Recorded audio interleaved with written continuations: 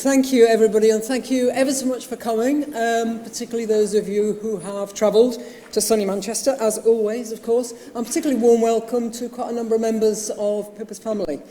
Just a few housekeeping things. For those of you who don't know me, I'm Nancy Rothwell. We're not expecting a fire alarm, so if there is one, get out. The toilets are downstairs. We're going to take a short break after the first session because we realised actually it was quite long. And that means to the speakers, you need to keep to time, and we will be strict. I'm going to chair the first session, Stuart Allen is going to chair the second session, and Craig Smith is going to chair the final session before the stroke choir. And I do want to say thank you very much to Stuart, Craig, and also to Andy King, my colleagues who helped to organise this, but also a big thanks to Jill Burns, who's done the hard work. And also a thanks to Professor Andy Trafford, who is the Vice Dean for Research for the faculty, who is funding this event. So we're all particularly grateful to him. So we're here, and we thought about this after we lost Pippa, about having, what would she really like? And we thought what she would really like would be a session to just talk a little bit about the influence she had, about the things she started, the things that she contributed to. And we found out there were so many. You'll see it's a pretty packed programme, which is why the speakers have been told 8 minutes, because there were just so many things we wanted to. But I'm just going to kick off. Many of you knew Pippa not only as a colleague, but also as a friend, and I certainly did. She was a remarkable clinician, scientist, and a remarkable individual. And you'll have all heard a lot of comments about Pippa. She was obviously very smart, she was very effective, incredibly dedicated, thoughtful, kind, caring, humble, inspirational. Of course, all of those things are true. And what's more remarkable is that the same things were said by the most senior and the most junior colleagues, by collaborators, doctors, students, scientists, nurses, and most of all, by her patients, their carers, and their families. And as I said at her memorial, I always said if I was ill, didn't matter what was wrong with me, I wanted Pippa to be my doctor. Pippa had a glittering career. She gained a first-class degree in medicine from Cambridge and then specialised in neurology. She was awarded a research degree in dementia. She then went on to conduct research at the cyclotron unit at the Hammersmith Hospital, where, of course, she met her husband-to-be, Anthony Jones. And the two of them, of course, worked at Salford Royal and at the university for many years. I first met Pippa just over 30 years ago, when she moved to Manchester to become lead for stroke services, then the first professor of stroke medicine in Greater Manchester. And she wanted to talk to me to discuss a potential collaboration. At that time, we had a fairly reasonable-sized research group, mainly studying basic aspects of stroke, but also keen to translate those into patient benefit. I should say that group is absolutely thriving today, led by Stuart Allen and others who trained here in Manchester. By then, I'd worked with quite a lot of clinicians, and I know how hard it is, because as scientists, we often fail to understand the challenges of clinical research, and sometimes vice versa. And despite some successes in clinical collaboration, I'd also had quite a few disappointments, and projects that just didn't take off. But that meeting with Pippa was a game changer for me. I left it so excited. Pippa was passionate about bringing new and better treatments for her patients, but she also understood the importance of discovery research.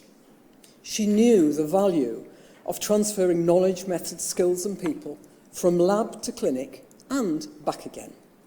So what follows was a long, enjoyable, and very successful collaboration. It was hard work quite often. There were disappointments, of course. But we won millions of pounds in competitive research funding. We conducted several major clinical trials and undertook much other research. We jointly supervised a number of clinicians for research degrees. She was so proud that several of them are now professors. Pippa's value, of course, was not just in medicine and for her patients. Many of the basic scientists greatly valued her insights, and several wrote to me after she died, saying what an inspiration she had been to them, even though they spent their entire career in a lab. Stroke research in Manchester is thriving and world-leading, as you will hear from others. There are strong collaborations spanning from fundamental discovery to patient benefit. Andy King, Professor of Neurosurgery, and another of our collaborators, will tell you about what Pippa did for academic neurosurgery, which would not have happened were she not here. You'll also probably hear about the Geoffrey Jefferson Brain Research Centre, jointly led by Stuart Allen and Andy King, which is thriving. Throughout the challenges, the difficulties, the hard work, Pippa's sense of humour shone through and helped us all along. She often giggled about things that were going wrong at the time. And I realise now, looking back, that in all the struggles, one of the biggest ones that she found highly amusing was where to put the wretched fridge on the ward to store the drug for our trials. And even in the few weeks before she died, when I visited a number of times in the Christie, we still did a lot of laughing.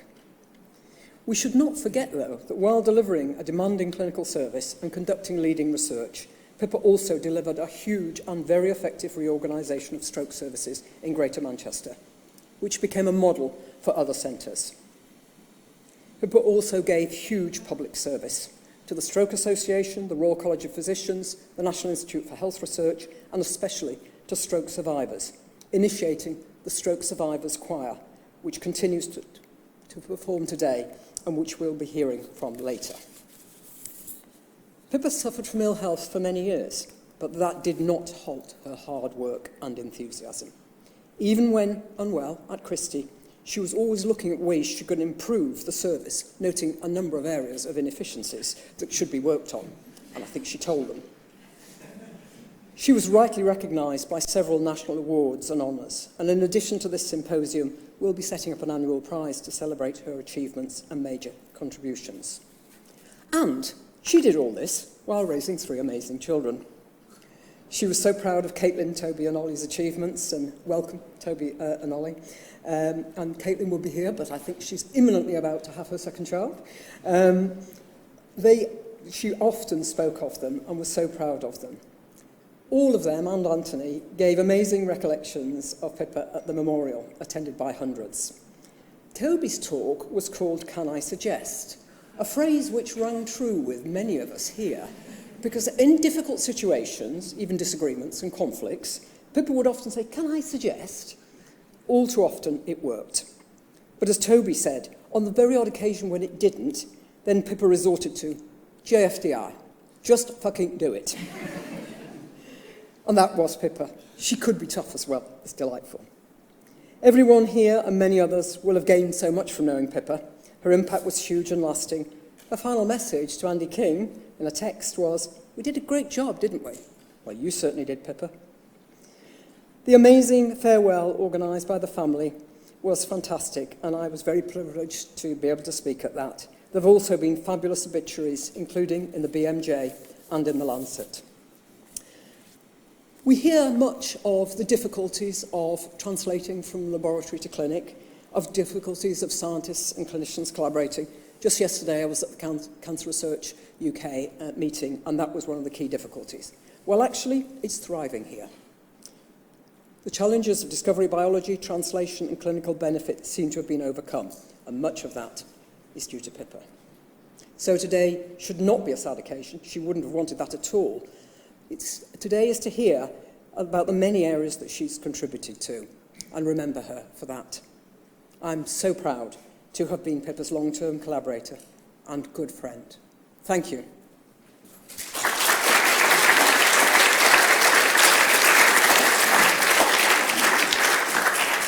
So now, Charlie, I'm handing over to you. I'm told you've got loads of slides. So you better do them quickly. I will. But I've given you an extra 5 minutes. Oh, thank you. Can I have my slides? You should just, yes. Just press it? Yeah, there we go. Okay. Hello, I'm Charlie Sherrington. I'm a neurologist. I've worked with Pippa for, again, over 30 years, from being very young, as you'll see.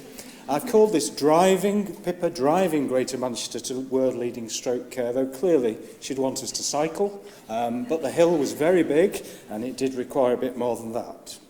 So this is Greater Manchester. This is the view from Rivington Pike. As a child, I used to walk here. It didn't look quite the same in Manchester then, which has transformed over the last years, as has stroke care. Over the last 25 years, completely different picture. So what I'm going to do, I'm going to talk about my road to stroke, which is quite a good reflection of what happened to stroke care, if you like, in Britain. the evidence we used, the changes we made, and then just touch on the present situation. Other people will talk about other huge areas she worked in. So I was a fresh-faced young man in Walton and Fazakerley. I worked in neurosciences and neurosurgery, and then I went to Fazakerley and worked in geriatrics with Anil Sharma, who was a great influence to me. Stroke care then was a Cinderella subject, just involved old people on wards which you kept alive until they died, if you like. There was nobody interested in neurology, or little at that time, though it was developing. I could see the potential here. This was a huge area. People thought I was mad to be interested in stroke as a neurologist. Clearly they were wrong. I identified the Oxford Community Stroke Project was coming out, and I thought, oh, I'll go to Oxford. I'll go to the Radcliffe. And unfortunately, all the stroke people had left by the time I went. So I got an excellent neurology experience and worked on another Sherrington ward. But I then identified that John Bamford had moved to Leeds. So I applied to be a neurology trainee in Leeds. Exciting place, a neurology ward taking acute stroke and doing research, trials, etc. Something I'd not come across before, and really encouraged me. I was able to put together a clinical project, which was funded by the Stroke Association towards an MD. And during that time, I'd have started going to conferences, mainly in Europe. Europe, stroke care was much further advanced. It was a different world. They were thrombolizing, they were doing this, that, and the other. And you came across people who were so influential and inspirational to you. And at one of these, I'll have met Pippa. I'm not quite sure which one. But she clearly had a vision for what could be done in Manchester. And as a Manchester boy, I was keen to come back and eventually became a consultant neurologist and stroke physician in '99. With Pippa, we drove forward the changes in stroke delivery. It was a huge task, and we should be very proud of what we've achieved. There are various other things that I've done. My life then changed when I had a brain injury skiing. And this is the first time I've spoken in public since then, really. And I'm very lucky, really, to be alive. So this is Anil Sharma from Liverpool, and this is John Bamford, my huge mentors, for getting me into stroke. And this is me, a long time ago with lots of hair, doing my research project. Frightening. I was saying, this is the first conference I went to in Stockholm. This was 1994. Just amazing what stroke was happening in Europe. Britain was a little bit further behind, and I still carry this bag and use this bag from the Stroke Forum every day. So what was the evidence we had that we should be pushing forward for stroke care? Well, it was becoming overwhelming. From the Oxford Community Stroke Project, there was evidence from stroke units. And then I was involved in IST, just using aspirin in people after acute stroke. And astoundingly, you could reduce death and dependency quite significantly by doing such a simple task. Also, we were involved in thrombolysis trials in Leeds, and obviously a bit more sexy, requiring a bit more infrastructure. But that was actually the thing which probably encouraged people to push forward rather than a bit of aspirin. In Greater Manchester, it was obvious that our incidence was high and our mortality was huge. And this was clearly an area which was just ripe for trying to sort out. And this is what drove Pippa and me to try and move things forward. When I first came to Salford, Pippa was on a geriatric ward in Ladywell, which is now a tram stop, just with a stroke rehab. And we had to move things over to Salford, of course. But the main thing we needed to do was develop an acute stroke unit. This was clearly what improved outcome and allowed you to do research and treat people appropriately. We had huge support from Professor Ray Tallis in geriatrics, and with him and the trust support, we managed to fund a new building, including a stroke unit, mainly run by stroke specialist nurses. This opened in 2001. So this is Ray Tallis, who many of you will know, who's been very big in the assisted dying debate subsequently. And this is the building that we had, the Humphrey Booth. You'll see it's big. It wasn't just an acute stroke unit. We built a neurology ward, a neurorehabilitation ward, a new MR scanner, and office space for all of neurosciences. And people perhaps forget that. Neurology wasn't very interested in getting involved in stroke. They thought I was a little bit odd. And very quickly we worked together across Greater Manchester to come up with a strategy. So this was 99, we came up with this. Involved a huge number of people, and I'm not going to mention many at all, from public health, patient and carer support groups, the ambulance staff, every area of the city, to come up with a plan for managing stroke. There was vascular surgeons and everybody was involved. And we came up with this plan in 99. Around the same time, there was change in government and interest in health. It was clear that we had a huge deficit in our stroke care.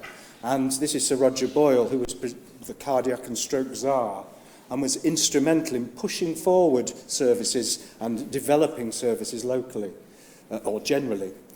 There was a stroke strategy which enabled us to really justify what we were doing.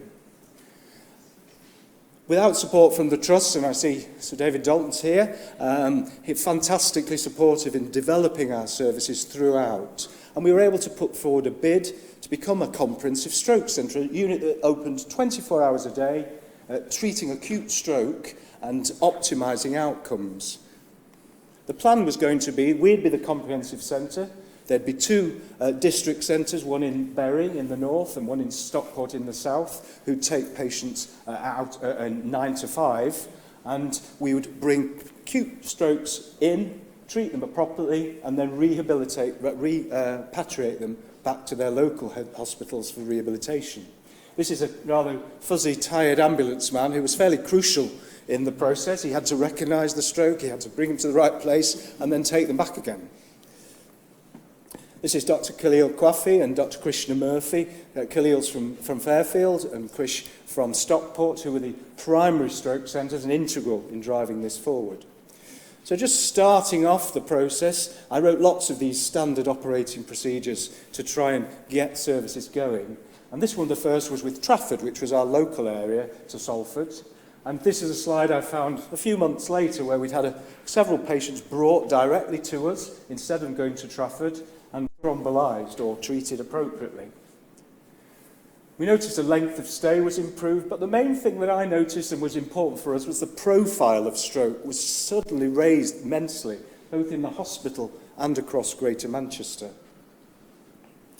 Moving forward, this is just showing how thrombolysis increased over time. We also saw the role for thrombectomy in this setting. And I remember the first case I had, I was in A&E on a Monday morning, and a lady, 42-year-old, was walking past the hospital and collapsed. And she had a dense right middle cerebral artery infarct, right hemiparesis with a left intracerebral infarct. And luckily, there was no subarachnoids being coiled, so she could go straight up to radiology and have it removed. And she was normal the next day, and this never left me. So now... I'm approaching graduate. Yes? Now, this is today. I had an accident. I had to step back. I was a backseat passenger, off work a year. The other people were able to, because heavy lifting had been done, move it forward. Now we have 47 beds, a huge programme, and it's a requirement for neurologists to do stroke, which is something that should have always been the case. 5,000 stroke assessments at Salford a year, 2,000 stroke admissions, 250 thrombectomies last year, astounding. Maintained standards. I was going to say we've improved Greater Manchester life expectancy. That might be more to Andy Burnham and Devo Mank than us, but anyway. If there's a postcode lottery, we're winning in Greater Manchester. This is where we need to go. We need to return to focus to prevention, to reduce stroke, and then get these services available to everybody. This is our new building with a helicopter pad and the MR scanner at the door. So you come in, you have an MR scan. If you've not got a stroke, you can sort out where you do need to go. So Pippa, thanks from everyone. And this is just to see, it's not just the staff, it's the patients, it's the carers. This is the choir we've both sung in for a long time. This is me at the end at some award ceremony. And just so I remember, what we're doing in stroke is enabling people to do the things they want to do, you know. And this is me, what I like to do now. I climb, I do go up mountains, but different sorts of mountains. And Pippa, without all of this, I don't know where I'd have been, and I don't know where stroke care would have been. Thank you.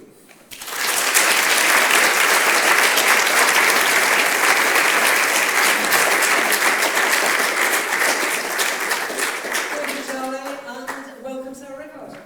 Right, well, that's a really good introduction. I was panicking a bit about, because I didn't come into post until 2015. I was thinking, how can I tell the story when the networks weren't here? But Charlie's done that absolutely beautifully.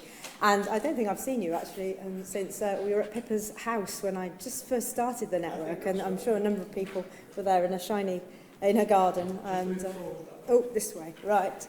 So I'm just going to talk really to pick up the story and really expand upon what all of that achieved.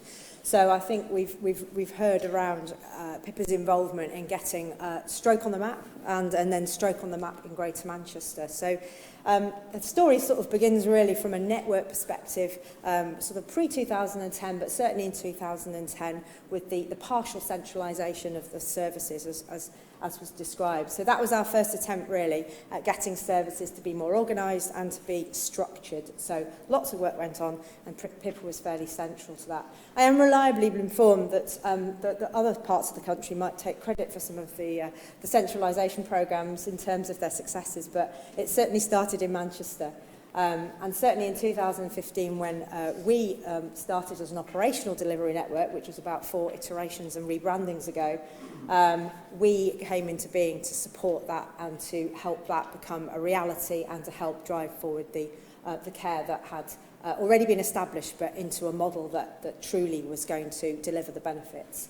So Pippa continued to be involved in that, and I should have said at the start in terms of the network, there are a number of people in the room here, and Dr. Christian Murphy, who was on the slides, he sends his apologies, he's unable to get away from Stepping Hill, but there are lots of people who are involved in this process who are still working at the coalface and working every day to make sure that those benefits continue to be felt by the residents of Greater Manchester.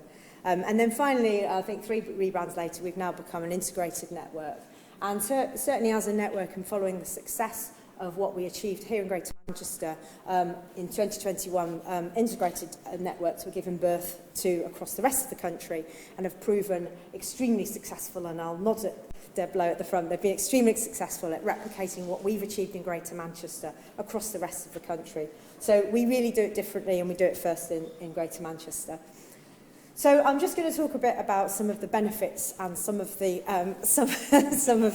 outputs really of the work that Pippa really helped pioneer, both in the lab and also on the ground. And her relationship building was something that when I first met her, really struck with me. She was so collaborative, and it really was Team GM. And I think as a network, we've tried to continue in that vein and really make sure that we're all involved. And it's great to see people here from the different charities. I can see Speakeasy, I can see the Stroke Association, Alzheimer's now with Chris here. But we've always worked together, and that's, I think, the success that we've had is because of that.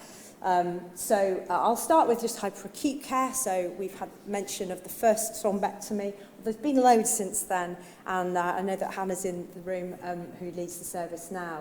So we've continued to develop on the thrombolysis pathway, and it was actually quite easy to some degree to implement thrombectomy. We just sat it on top. That probably takes away some of the hard work that went into it, but other parts of the country are still struggling because they don't have their thrombolysis pathway sorted.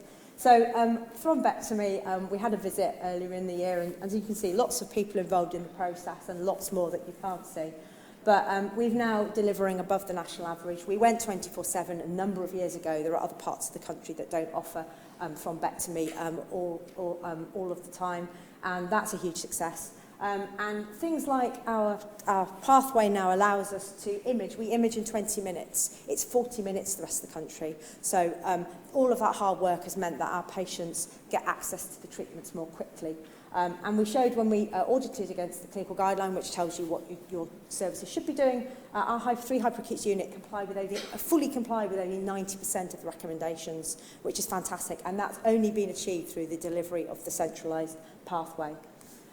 In terms of when patients then move into the hospital setting and they might start their rehab, again, we track well above national. I can see Martin James in the room. This slide is going to change a little, I think, Martin, and perhaps become a little bit more D&E in terms of the changes to the SNAP nationally. But at the moment, you can see we are a sea of green, and certainly when we centralised the pathway, we went from being C's and D's and E's, and we went into like a green field. It went green. So We're really proud of that, and that those indicators translate into patients getting better care, and getting better care quickly and getting better care for longer. And again, when we've looked at what we're delivering in our stroke units for acute care and for rehab, 80% of those recommendations are being complied with all of the time, not partially, but all of the time. And that's a huge achievement. And I think recollecting from Pippa, she was passionate. I think when I first started, she said, people used to just be put onto wards, geriatric wards, and sort of left to die. Well, that doesn't happen anymore. We have stroke wards, and they do specialist amazing things. Community, and I know the last phase of Pippa's journey in terms of her medical career was she was in the community team at Salford, which was unheard of, but also it's unheard of that in specialist community services. There are parts of the country that don't have that, and certainly in Greater Manchester she was really supportive of that part of the patient journey. It's no point doing all the fancy whizzy stuff at the beginning if you don't then help people when they go home. And so she was passionate about that, and we in Greater Manchester have led the way in developing community models, and she was absolutely there when we were doing that. So that's part of her legacy. It's not just the stuff in hospital, it's also when people go home.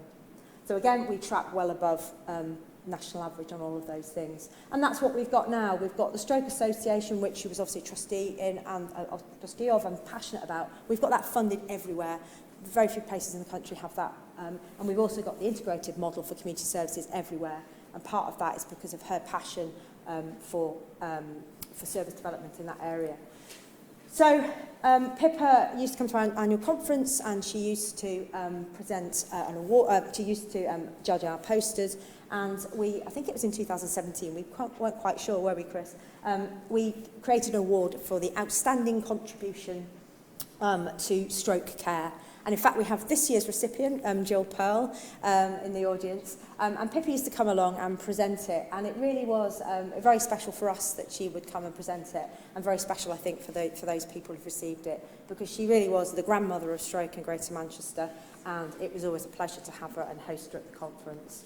And we always love the fact that the Stroke Association Choir come and sing for us every year. And we've just had our conference last week, and they excelled themselves again. And when she was alive, she used to come and sing with them, which was lovely. So Pippa's legacy, we have an amazing stroke service in Greater Manchester that's very collaborative and continues to deliver things that she was passionate about, from being put in an ambulance to being at home and perhaps supported by the Stroke Association. We've got great interventions. She was passionate about data and about collecting things and doing research. And certainly in terms of our ethos, we work very closely with the academics to try and help inform their research ideas, but also translate that into practice. So we are Team GB, and a lot of that is built on the legacy that Pippa left. So I'll stop there before you tell me I've got a minute. Thank you.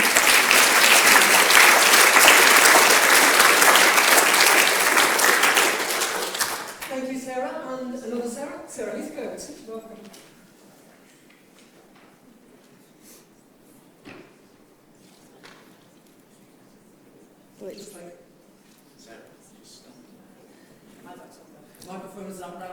All right, okay.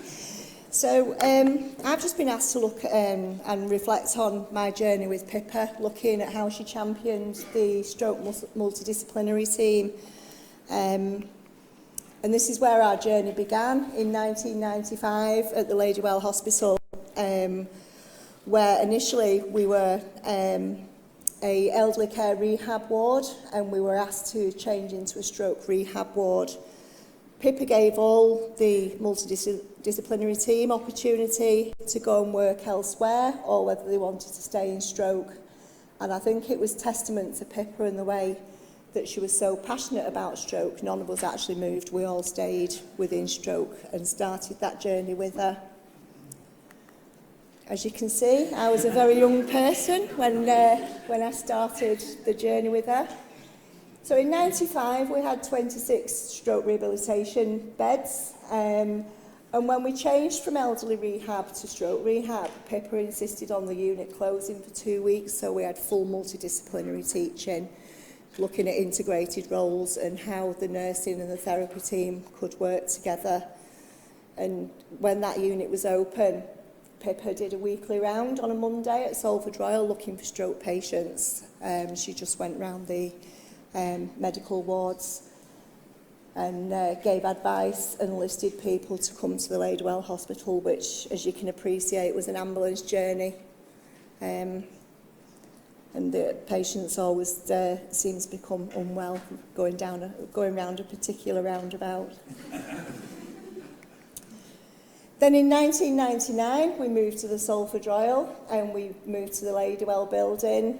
And that was a massive move for stroke rehab. We all had input in designing the unit that we had specific for rehabilitation. We had a self-contained flat, which meant that patients could go and spend time in the flat overnight and look at how their journey would be once they lived at home. And we went in as if we were carers, so that they could get some reality and we could assess if people were safe to go home. There was a large therapy gym and it was very well equipped as well. And they had large bed spaces rather than the traditional Florence Nightingale ward that we had initially. And then a couple of years later, we got very excited that we got the individual patient televisions at the beds, which, as you can appreciate, it's a long day for patients that are in hospital, so to have time that they could break things up.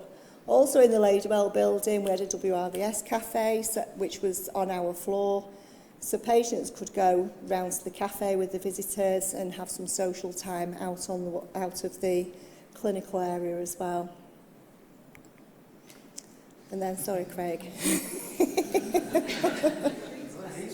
He is, isn't he?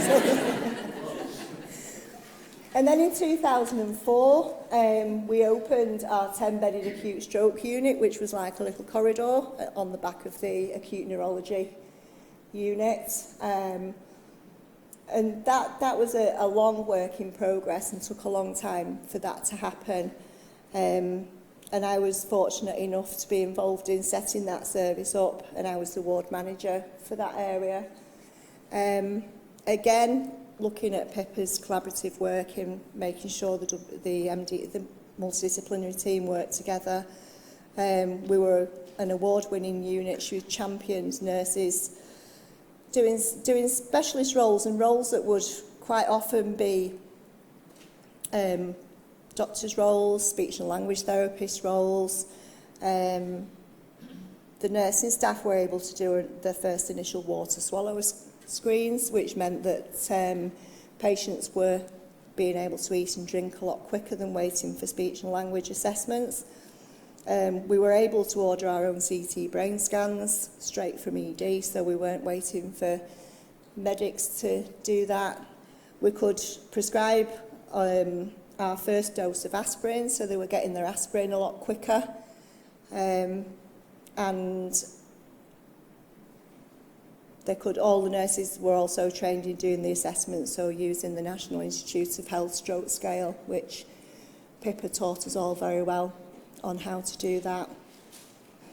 They assessed patients within the ED department using specific assessment tools, looking at whether people were appropriate for thrombolysis, and then we involved the medics from there. And as I say, we won quite a few awards for that innovative practice. So looking at our journey, looking at 2010 to present day, 2010 looking at when we started looking at centralising services within Greater Manchester. We now have a 16-bedded stroke rehabilitation unit, and that's just for Salford residents alone. Patients from out of areas go back to their own stroke rehab unit to carry on their journey. I've said 44 beds. It's a bit different every day, really, isn't it, how many beds we have? 44-bedded hyperacute/acute stroke unit for Greater Manchester residents. We have the Greater Manchester Stroke Delivery Network, where Sarah's just spoken about. We also now have 24-hour access to thrombolysis and thrombectomy. I remember the first patient that we thrombolysed.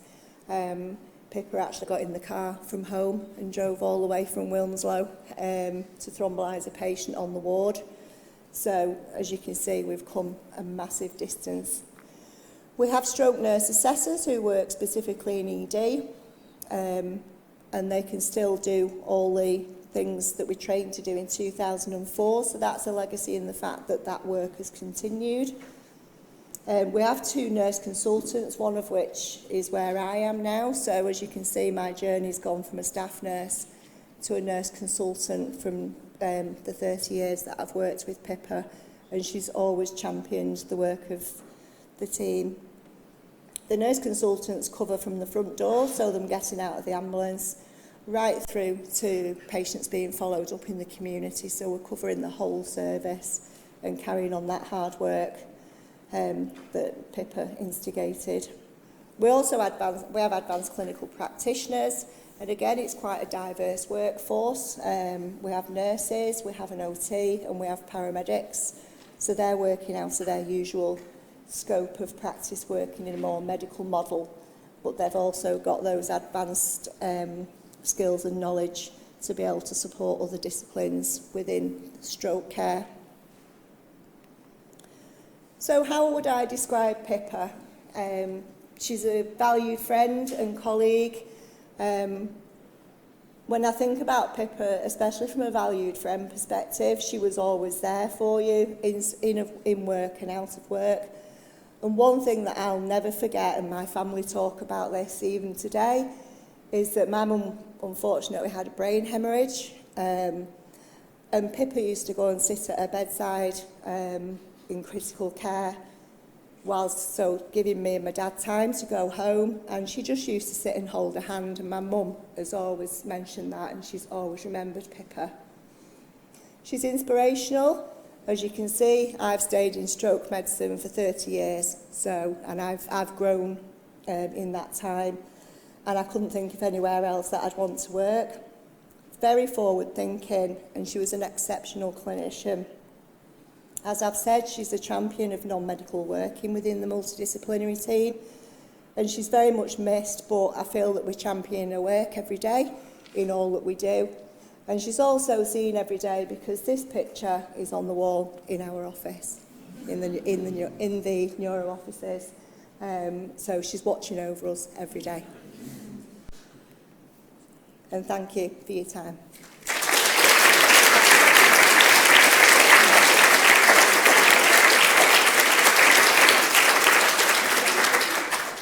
Thank you, Sarah, and can I welcome Martin James?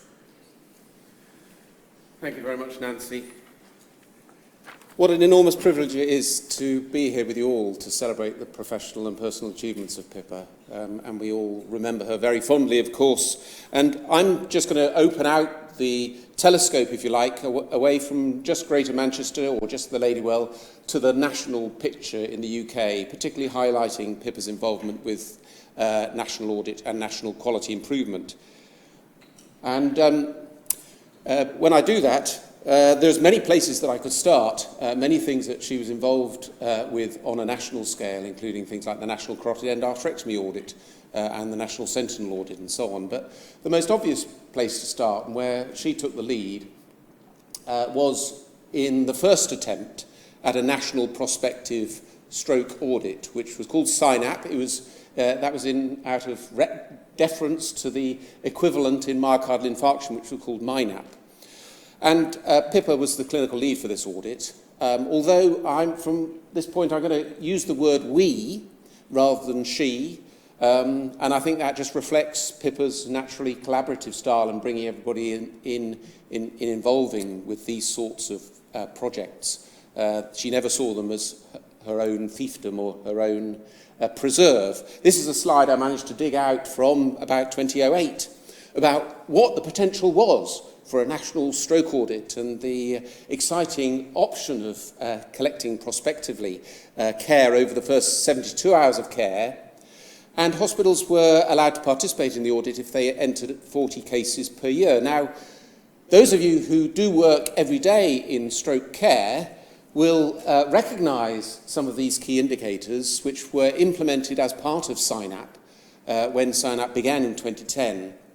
And many of them have continued ever since as the benchmarks of high-quality stroke care. And Pippa had this instinctive sense of what individual parameter was going to tell us the most about the quality of care. For example, we've got the number of patients who arrive on a stroke bed within 4 hours of hospital arrival. The idea that you would be expedited to specialist stroke care on a stroke unit, even then was regarded as quaintly idiosyncratic.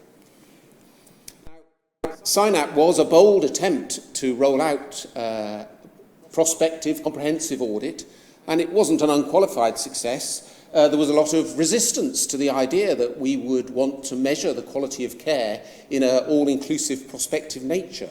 Why on earth would you wish to do that?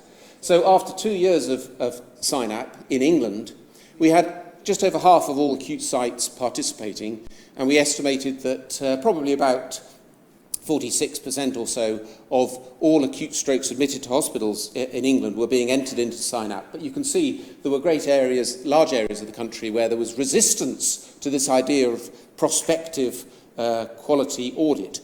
But it was essential in shining a spotlight on some of the things that we now take for granted as the essentials of basic stroke care. For example, here, have I got a pointer? Maybe. Yes, here. SINAP really shone the light on the fact that about a third or more of patients were being not admitted directly to a stroke unit at all, but were spending a variable length of time sitting on a medical assessment unit waiting to meet the specialist team. And I vividly remember Pippa with her acerbic precision pointing out the absurdity of the idea that these people with stroke would be delayed in some way from reaching specialist stroke care under people like Sarah on a stroke unit. So SINAP was critical in getting the ball rolling with the concept of prospective quality audit. And the other thing that SINAP did for the first time was publicly produce figures about mortality. And I can just remember the huffing and puffing that went on as people stewed about the idea that the general public could be trusted with knowing what their mortality for their local stroke service was. This is done by region, so these are the old NHS regions, because that was as far as people were prepared to go at that stage. But we now, on an annual basis, produce a very similar funnel plot identifying mortality for individual sites, and have done since the inception of SINAP's successor, SNAP. Of course, Pippa was not slow to recognise the research potential of such a comprehensive register of stroke. So she was at the same time getting the data out there, getting the knowledge out there about what was needed to improve the quality of care. Here's just one of the publications from SINAP, looking at what was very topical at the time, which was about the quality of care during office hours and outside office hours. And here's some comparative data showing the chances of receiving various aspects of high-quality stroke care, whether you were admitted to hospital in hours or out of hours. As an example here, we've got your chances of being eligible for thrombolysis were much higher if you were admitted to hospital out of hours, but your chances of getting thrombolysis were much lower. And that, again, helped slay the sacred cow that in some way services could be different between office hours, 9 to 5, Monday to Friday, and out of hours, when half of our patients are admitted out of hours. Of course, Pippa's other passion about this kind of quality data was getting it out there to the public. And so SINAP produced a range of easy access versions that made the data about the quality of local stroke care available at a county level. Stroke care in Oxfordshire, Bucks, Berks, Hants and the Isle of Wight, patients would be empowered by having access to this knowledge and this data, and as such become the agents for change and quality improvement. And making that data accessible was a particular passion of Pippa's, to make sure that the data was reduced to a point where a very simple message about the quality of stroke care could be put across to huge numbers of people. And we learnt a huge number of lessons from SINAP. As I say, we noted that there was a lot of reluctance to participation. And also that sites didn't have to enter all their cases. They just had to enter 40 a year in order to get a report. And it was obvious that sites were gaming the system by selecting the 40 patients that they were going to put into the national audit and perhaps quietly ignoring some of those that didn't do so well. So at a time when the national average thrombolysis rate was 10% or less, we had 8 sites who miraculously in their 40 cases had thrombolysis rates more than 20, and indeed one, and I know where it is, but I won't tell you, had a 47% thrombolysis rate. So it's quite obvious that if you stop short of fully comprehensive prospective audit, you were going to miss some of the key variation in practice that was going on. So as we embarked on the successor to SINAP, which is SNAP, we considered the lessons that we'd learnt from SINAP about ensuring that all care was included, that all the patients were included in continuous audit, all cases were completely validated and locked, and you didn't have a blizzard of partial records that people had entered. And also, of course, extending beyond 72 hours to understand the quality of care beyond that point. And of course, participation of all sites was essential. This still dogs national audits elsewhere around the world, where it's just the enthusiasts that participate, which can make things look artificially good. We needed to have all sites participating. But we did draw the conclusion, and again this is taken from one of the presentations at the end of SINAP, that it has proved to be excellent preparation for a comprehensive prospective audit. And of course, Pippa was heavily involved in SNAP as well. She particularly took the lead in producing the first public report, which has got Pippa's fingerprints all over it. It starts with an obvious and clear question, which can then be answered by the data within. How good is stroke care? And then with that kind of mischievous inquiry that Pippa was able to bring along, it was just a series of questions that the data from prospective national audit answered. Are we acting fast enough? Are enough people receiving clot-busting treatment, and so on? And was phrased in the way of questions. And of course, the other thing that Pippa insisted on was the inclusion of patient stories, to put humanity on those figures and to put a face on those figures so we understood what it meant in individual terms. And I love this from the first report. Here's a patient saying, I got a letter saying my speech and language therapy had ended. I wanted to phone her to say it was not finished, but I couldn't speak. You know, how much more sort of bleeding obvious do you need to make it that services are not built around the needs of patients? They're built around something finite. And of course, we've attempted with SNAP, of which I am now the clinical director, to continue that thread of focusing on the quality of stroke care by all those essential measures, even in our newly abbreviated national reports. But I can again hear Pippa's voice ringing in my ears as she spoke at the Princess Margaret Memorial Lecture, saying, bad stroke care has no redeeming features at all. Not for organisations, not for the NHS, not for society, and least of all, of course, for patients and their families. And it's an essential message that good stroke care not just saves disability and saves lives, but saves time, effort, and expense for organisations in health and social care. And she would be furious about the lack of progress that we've seen with 6-month follow-up. She advocated in many ways for life after stroke, and we're still only seeing less than half of patients receiving 6-month follow-up, having their needs and their disability reassessed at 6 months. And she would be hopping mad at the lack of progress that we've shown in achieving proper follow-up for our patients. This is how I tell the story of national audit, often on slides, looking at the distribution of quality stroke care across the time axis along the bottom here. And essentially, Pippa's contribution to national stroke audit and quality improvement can't be overstated.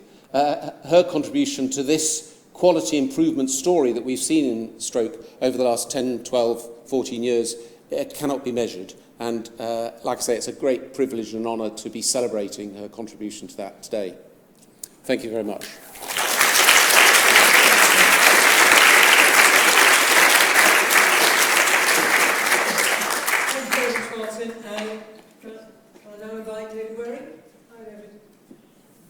Thank you so much, Nancy, and thank you to the organisers for asking me to come today. It's such a pleasure and a privilege to be here to celebrate Pippa. And I'm already finding out lots of interesting things that I didn't know that she'd done. Obviously, we've all heard about the national achievements, but it's wonderful to hear the personal stories as well.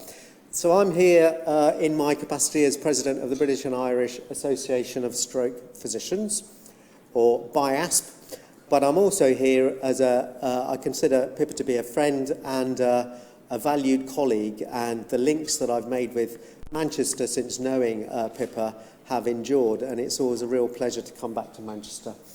And I'm not going to be able to talk about these data. I'm hoping some slides might appear from my talk. Just click the button. Okay. Aha. Thank you. I am a professional, believe it or not. Yes, not a professional audiovisual technician, though. So I'm a neurologist at Queen Square.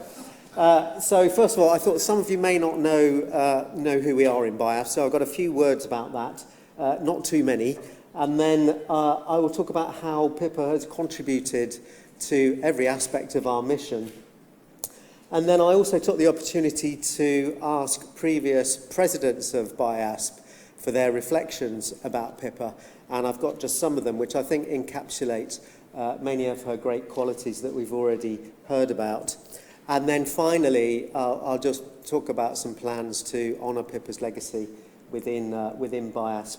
So BIASP exists to advance stroke medicine for the good of the public, patients and professionals in stroke care.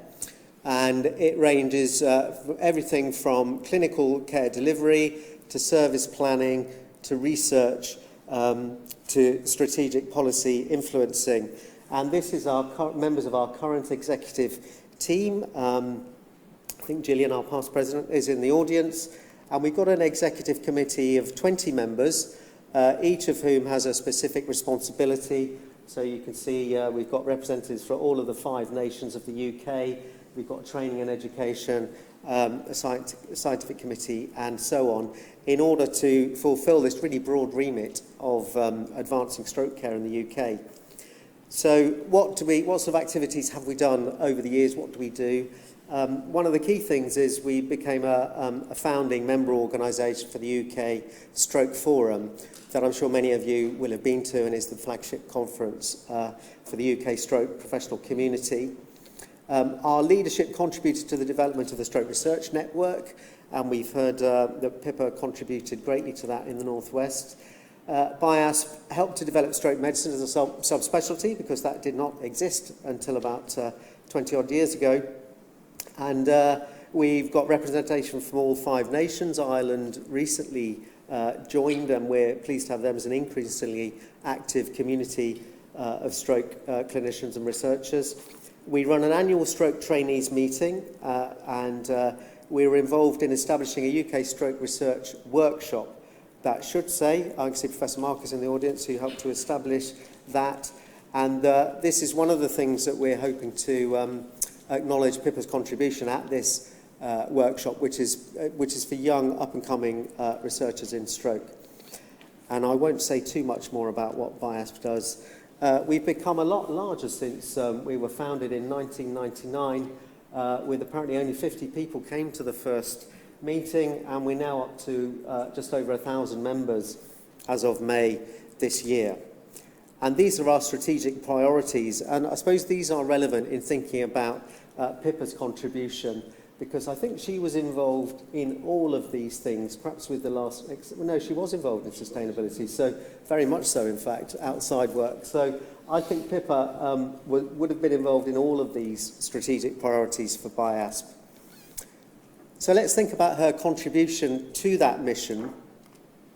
Well, I think she embodied every aspect of that mission to improve stroke care. And how did she do that? Well, we've heard that she was a truly exceptional leader and a driver for positive changes. And we've heard that these nationally leading stroke services that have been set up in Greater Manchester, and the incredible complexity of those reconfigurations that we heard about earlier on. And Pippa really spearheaded these changes. As Martin has also alluded to, she led the National Stroke Audit originally, which has now flourished under Martin's leadership, and she also led the North West NIHR Stroke Research Network for many years here. And I think this has much broader relevance than just in Greater Manchester, because it's considered to be an exemplar of best practice in service reconfiguration. And this is a true testament to her contribution to excellence in stroke care. And we've got these fresh-faced, promising young early career researchers here that Pippa has mentored. I think we're going to be hearing from many of them later. This is Craig as a teenager, which we've already seen earlier on. But I think this is really the thing that strikes me about Pippa's contribution as an extraordinarily good mentor and really an enabler and allowing people to flourish under her leadership. And all of these, we're going to hear from all of these suspects a bit later on, but they've all got internationally leading research groups. And it's just amazing to see this legacy that Pippa has left. When we think specifically about BIASP, Pippa, I could give many examples, but she was particularly active in responding to consultations. And you can imagine the sort of incisive comments that she would have been giving about these things. Stroke thrombectomy in 2010, the acute guideline on stroke and TIA in 2006-2008. She served diligently on our scientific committee, and she made a really big contribution to the UK Stroke Forum. So she spoke, she chaired, she organised, and in fact, in recognition of this, some of you may have heard her deliver an extraordinary Princess Margaret Memorial Lecture at the Stroke Forum in 2019.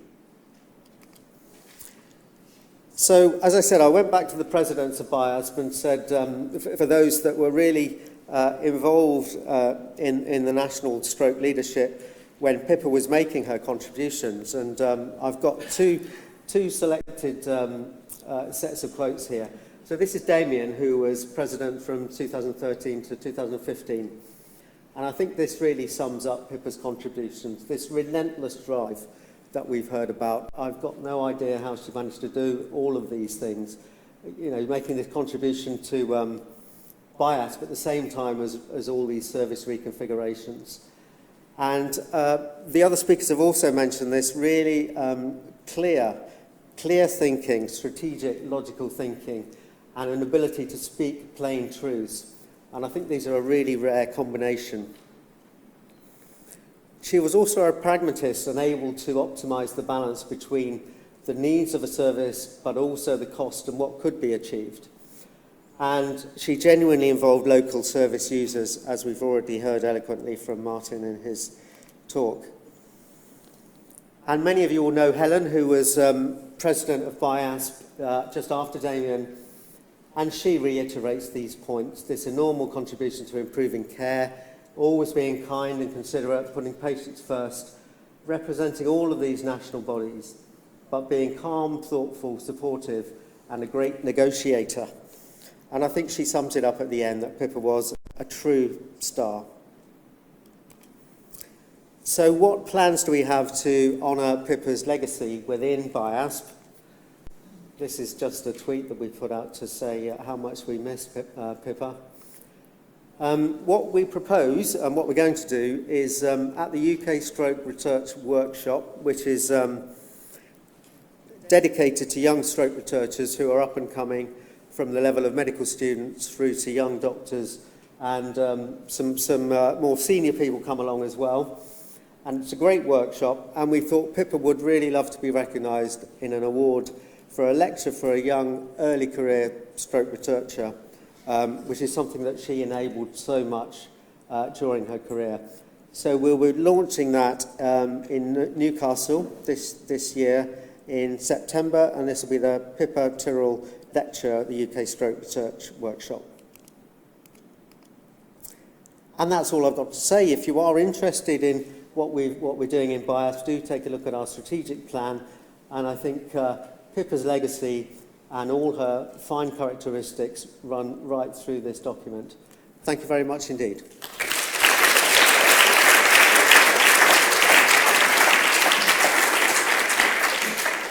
Thank you, David, and welcome to Deborah Lowe.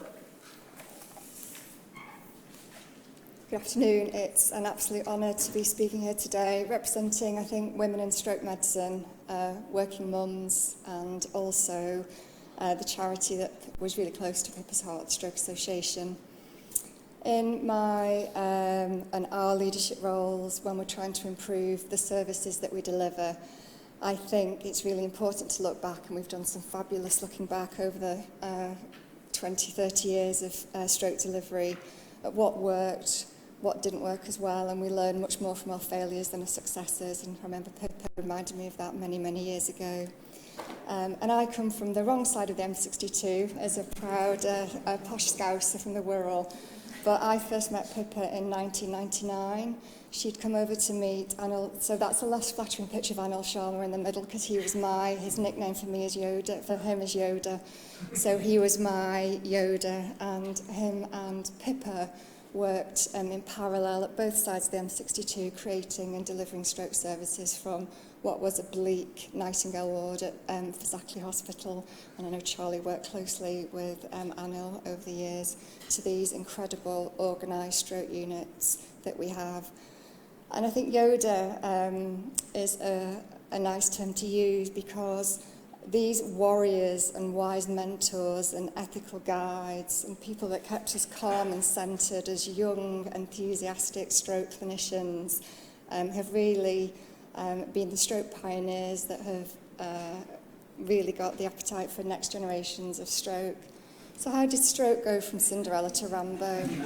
Well, we all know that she didn't. She just got muscles. And she got muscles because of a handful of fabulous randomised controlled trials, the implementation of ESD, looking at stroke as a pathway, not just at the acute stuff, and the acknowledgement of life after stroke and the power of the patient story and patient voice, which Pippa did so phenomenally. So our stroke units became neurology units on speed, Cinderella on steroids. We saw amazing changes, data from the sign-up and SNAP audit of reduced mortality, reduced length of stay, and then things stalled a little bit and we flatlined.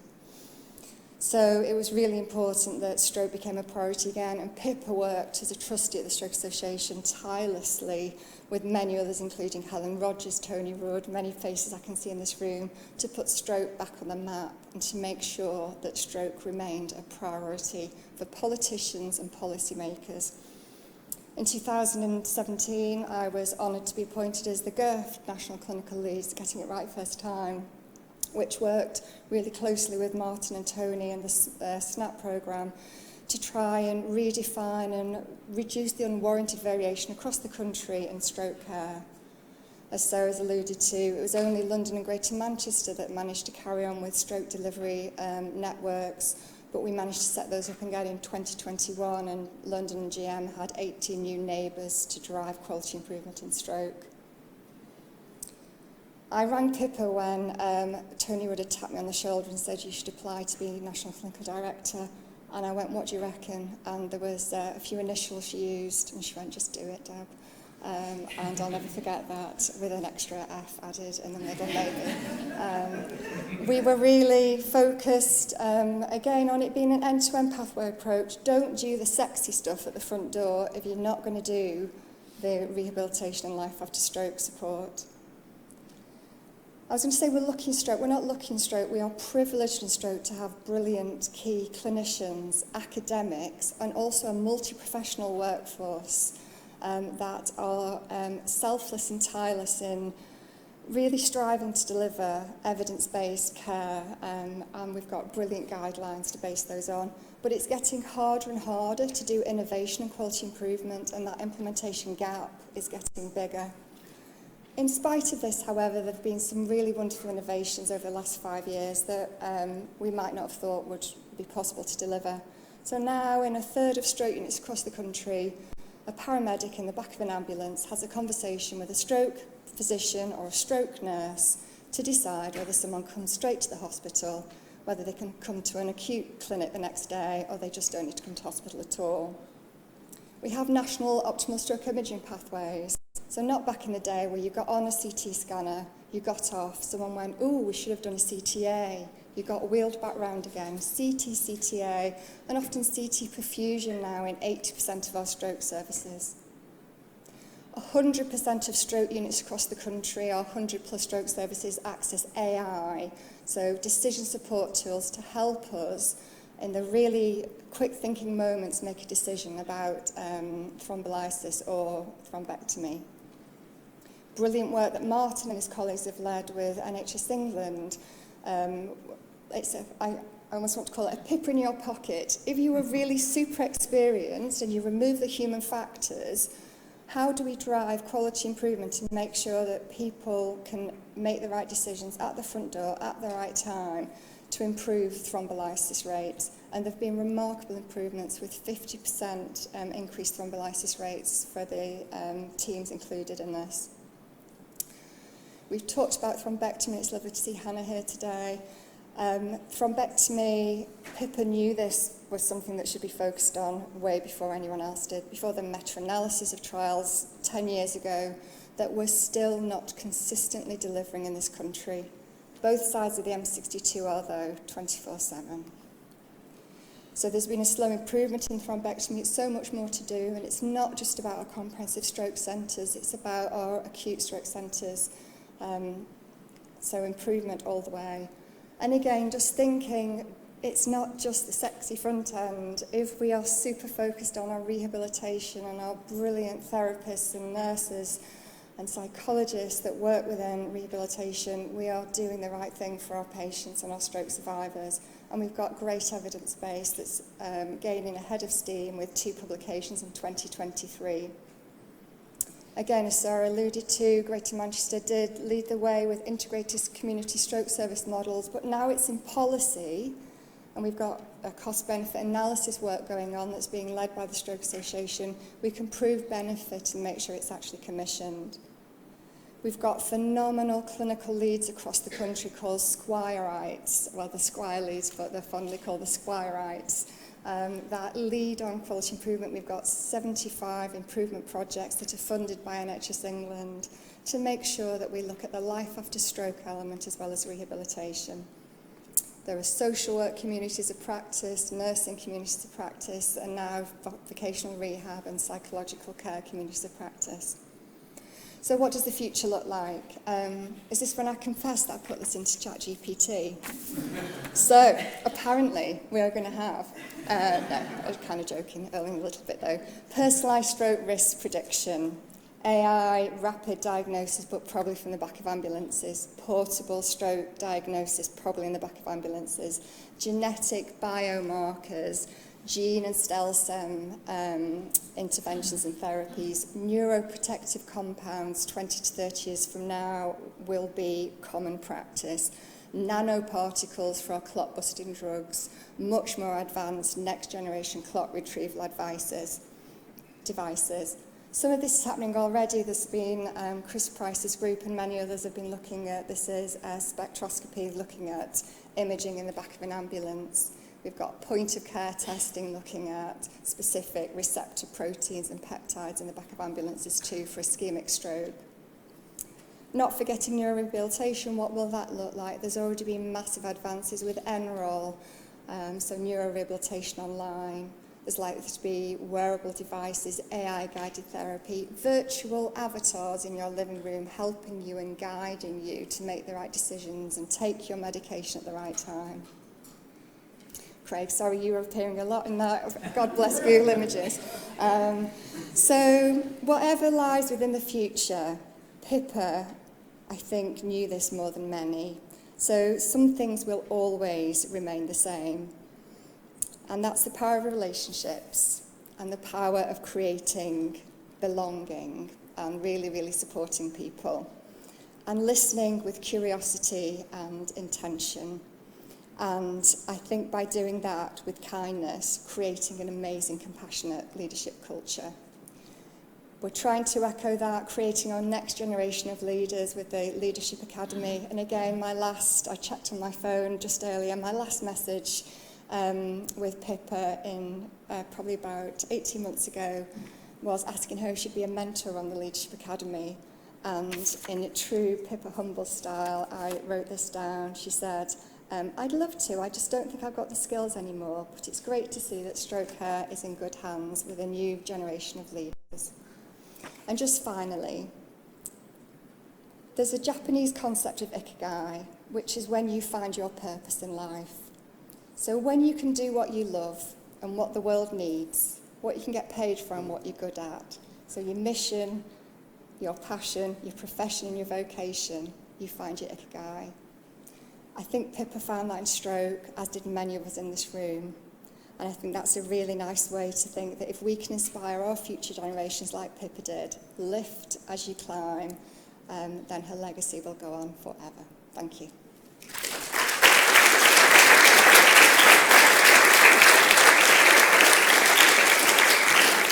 Okay, so welcome back everyone.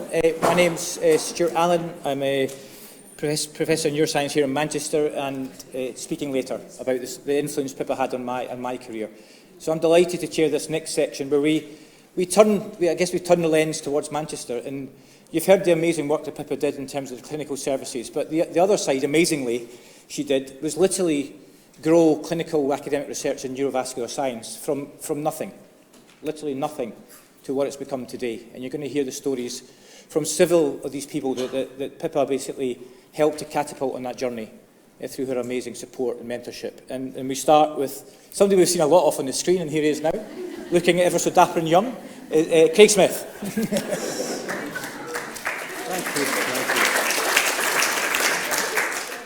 Thanks, Stuart. And this has obviously been quite a journey for myself and some of our colleagues. And again, I'd like to say it's a great honour to have the opportunity to share the experiences that I had with Pippa and how she helped us all. So Pippa was undoubtedly an amazing friend and colleague, but also a leader and a mentor, and her reach within the world of stroke was absolutely enormous. And in my view, she's undoubtedly one of the most influential stroke physicians and researchers of her generation. And I think it's fairly clear for me to say that Pippa has been the biggest influence on my career, and I absolutely would not be here if it weren't for Pippa. So I'm just going to show a few slides really to give some examples of how Pippa's mentorship really got me on the road in my career within research. And really from the beginning, Pippa taught me a lot of things, but right at the beginning, she taught me to question the status quo, and also to have my research directly informed by my own curiosity and the unmet need of patients. And this is something that she was absolutely passionate about right from the word go. So from the early studies that we did in Manchester looking at inflammation in stroke, I became fascinated by the role of infection. And Pippa was critical as a person that inspired me and encouraged me to pursue this area of research, to establish a network of collaborators and develop my programme of research within this area. And again, I can't emphasise enough, if it was not for Pippa, this just would not have happened. So one of the things that we started to look at as we explored post-stroke pneumonia, which is really one of my main areas of research now, is that we were looking for potential therapeutic interventions that might be able to prevent pneumonia from occurring in people with stroke. And that led us to oral health, the state of somebody's mouth. And the state of somebody's mouth can be a risk factor for developing pneumonia, particularly if you can't swallow very well, because the oral material bioburden in the mouth can then make its way into the lungs and cause pneumonia. And when Pippa and I started looking into this, we were staggered at how poorly and badly this was done in stroke units, yet how critically important it was to patients and their families, and also the staff that worked on stroke units. And we identified at a very early stage that we simply were not doing well enough in this regard. So with Pippa's encouragement, this was my first NIHR grant, and I was able to develop a project where we first established the importance of oral health care for healthcare professionals and patients, and then we developed an oral healthcare intervention for people with swallowing difficulties in the acute stroke unit and tested the feasibility. And this was a very early pilot study just done at Salford. And Pippa was very proud of this, mainly because we started to just begin cracking a very difficult nut. And this is, in my opinion, the Cinderella of all the Cinderellas on the stroke unit. So fast forward a few years and a number of grey hairs on my part. I was very fortunate to get this trial funded with a fantastic multidisciplinary team, which includes some of our PPI group here today. And this was a textbook feasibility study testing the combination of dedicated, bespoke, multidisciplinary training for staff on the stroke unit, along with different oral healthcare treatments. And what we found in this study, which embedded a lot of patient and public involvement, which you will have heard already, was a major part of Pippa's research, was that this was feasible, so we could actually do this. And it might sound crazy, but we just didn't know whether this was possible. And now we're in a position, hopefully, to be able to progress to a phase 3 trial, which would be definitive about oral healthcare treatment in acute stroke and could potentially change practice. So more recently, I started to look at treatment of pneumonia. So it's one thing trying to prevent it, but what about trying to treat it? And as part of the pneumonia and stroke consensus group, which again Pippa encouraged me to set up, we did a number of approaches, including systematic reviews and consensus-based approaches. And basically we found that there is no evidence for treating these patients with post-stroke pneumonia. And again, Pippa's encouragement was critical for me in moving this to the next step. And I'm delighted now, and this is a key part of Pippa's legacy for me in my career, is that we are now just starting a phase 3 trial, which is looking at clarithromycin as an anti-inflammatory antibiotic in people with post-stroke pneumonia. Again, this could be a game changer for people with post-stroke pneumonia, for whom the outlook is terribly bleak. So, as many of you will know, sadly Pippa had to retire quite suddenly because of ill health, but I would say that her reach and her inspiration continued in her retirement and her illness just as much as it did before that. And when I spoke to Pippa after she retired, she was quite clear that she cut herself off from stroke. She wasn't going to be involved, and she absolutely had another fight on her hands. So she did cut herself away. But what I did used to do was meet with her as often as I could, and when her illness and her treatments permitted. And whenever we used to meet, it wasn't long before the subject would get onto stroke clinical care and stroke research, and immediately the twinkle came back into her eye, and she was still delivering these barrages of advice and sage-like comments, despite the fact she'd not been in that environment for a number of years. So we've heard already that Pippa was very much a people person.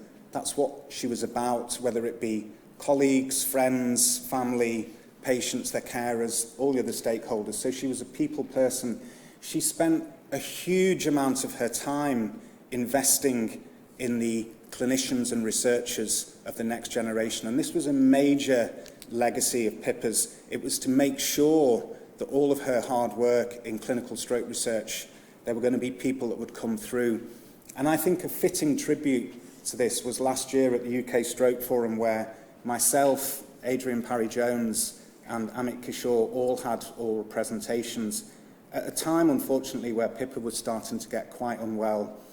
And I remember thinking about Pippa a lot at this conference, and I messaged her, and the response typically that Pippa gave, despite being poorly, was that she was gushing with emotion and support and saying how much she would have loved to have been there.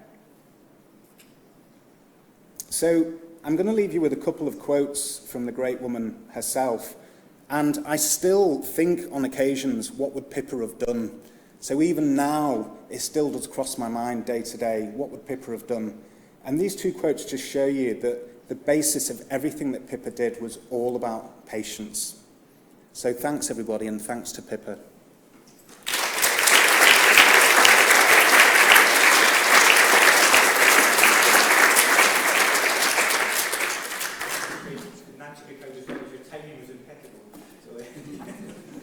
Adrian, over to Adrian, who tell us about.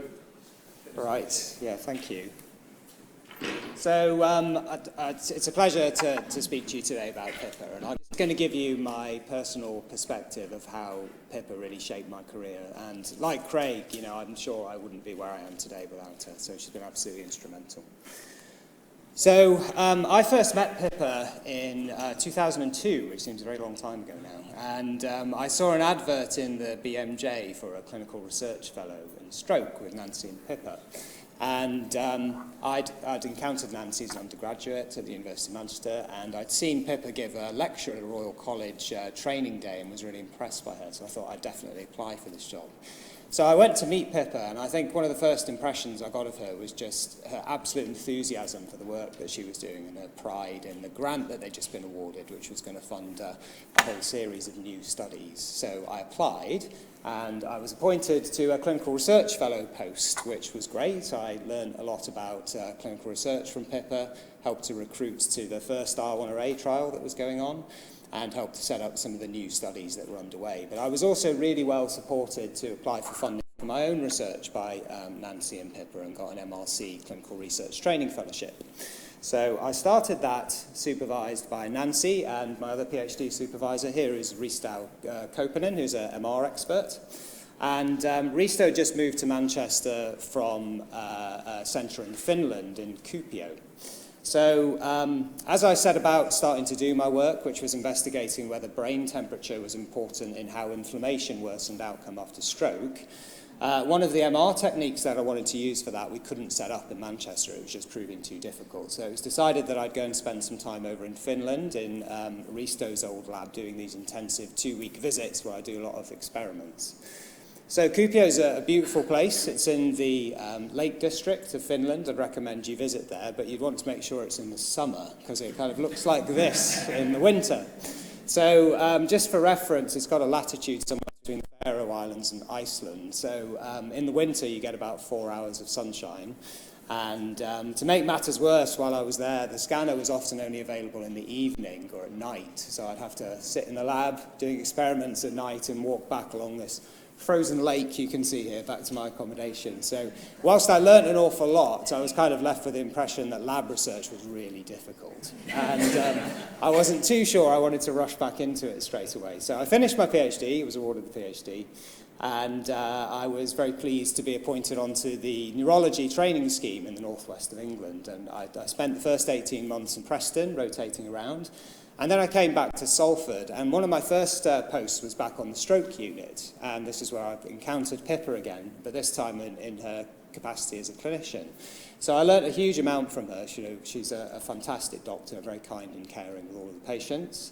And she gradually began to persuade me that I might want to get back into research. So I did, and I applied for a NIHR clinical lecturer post, which I then did for the subsequent 4 years. So at the start of this, I was faced with this really daunting prospect of trying to build up my own research program that was going to get me towards being an independent researcher. And I think it was during this time that you couldn't have asked for a better mentor than Pippa. So she was full of ideas, which she'd call her wizard wheezes to me, and told me that I didn't have to listen to all of them if I didn't want to. But, you know, they were absolutely full of wisdom, born out of her sort of huge experience of stroke across the whole field. So during that time, very early on, as part of my clinical experience, I'd often, you know, as you've heard from others, we were just building up the stroke service in Manchester. There was thrombolysis getting underway. We were starting the centralisation. So it was a really exciting time to be in stroke. And during that time, you'd often see patients, you're working them up for thrombolysis, and the scan would look like this. So they'd have an intracerebral hemorrhage. And I remember being really struck at the time by how there was so little we could offer to this patient group. So that clinical experience was starting to really crystallise in my mind. But thinking back about it, I remember that one day I came into my research office and found this review sitting on my desk that Pippa had put there. And I think it had just been published, and if you look back, it's in 2009. So I think I was probably being gradually guided towards working into intracerebral hemorrhage. In just the way that Pippa does things, you know, you'd be gradually sort of persuaded towards one of her wizard wheezes without entirely realising it. So From then on, she really supported me to start to build my own clinical research program in intracerebral hemorrhage. So she was instrumental in putting me in touch with all the key researchers in the field, helping me to write grants, develop papers, supervise other people. And then she also critically really helped me to develop my own applications for intermediate fellowships, and I was ultimately able to get an NIHR Clinician Scientist Award, which I started in 2015. And around that time, I started to think about whether we could improve the basic care that we give to intracerebral hemorrhage patients whilst I was working on developing new approaches to treatment, and came up with the idea of the ABC Care Bundle, which we would use to deliver better care for ICH patients. And Pippa, again, was really instrumental in that. So her passion for quality improvement and for how to go about doing that and how I might just get on and JFDI, basically, was really instrumental. So from that point on, I was very fortunate to get another career award from the Stroke Association, and in the last year was promoted to chair, and I was really pleased that Pippa was able to hear about that, and she was obviously delighted for me and sent me a lovely message, which was the last message that I had from her. So when you look at my career path, it can sometimes look a bit like it's sort of been a neat progression, but often it feels like this. It often feels like you're riding this roller coaster not strapped in and not knowing if the rails are going to continue. So I was really pleased to have Pippa there at that point to stop me falling off and to make sure that the rails continued. And so I'll be forever grateful for the wizard wheezes that she sent my way and all of the wisdom that she passed on. So thank you.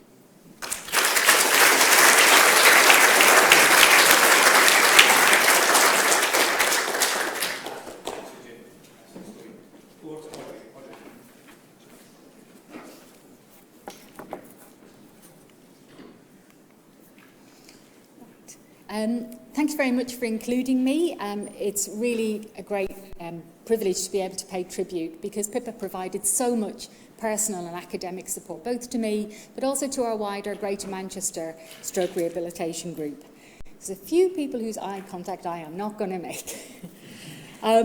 It's really thanks to Pippa's approach to research, which was always collaborative and not competitive, that our team across Greater Manchester is very much interdisciplinary, and it's also across institutions. And by interdisciplinary, I mean that we are, forgive me if I leave anyone out, psychologists, therapists, nurses, methodologists, orthoptists, and people with lived experience of stroke.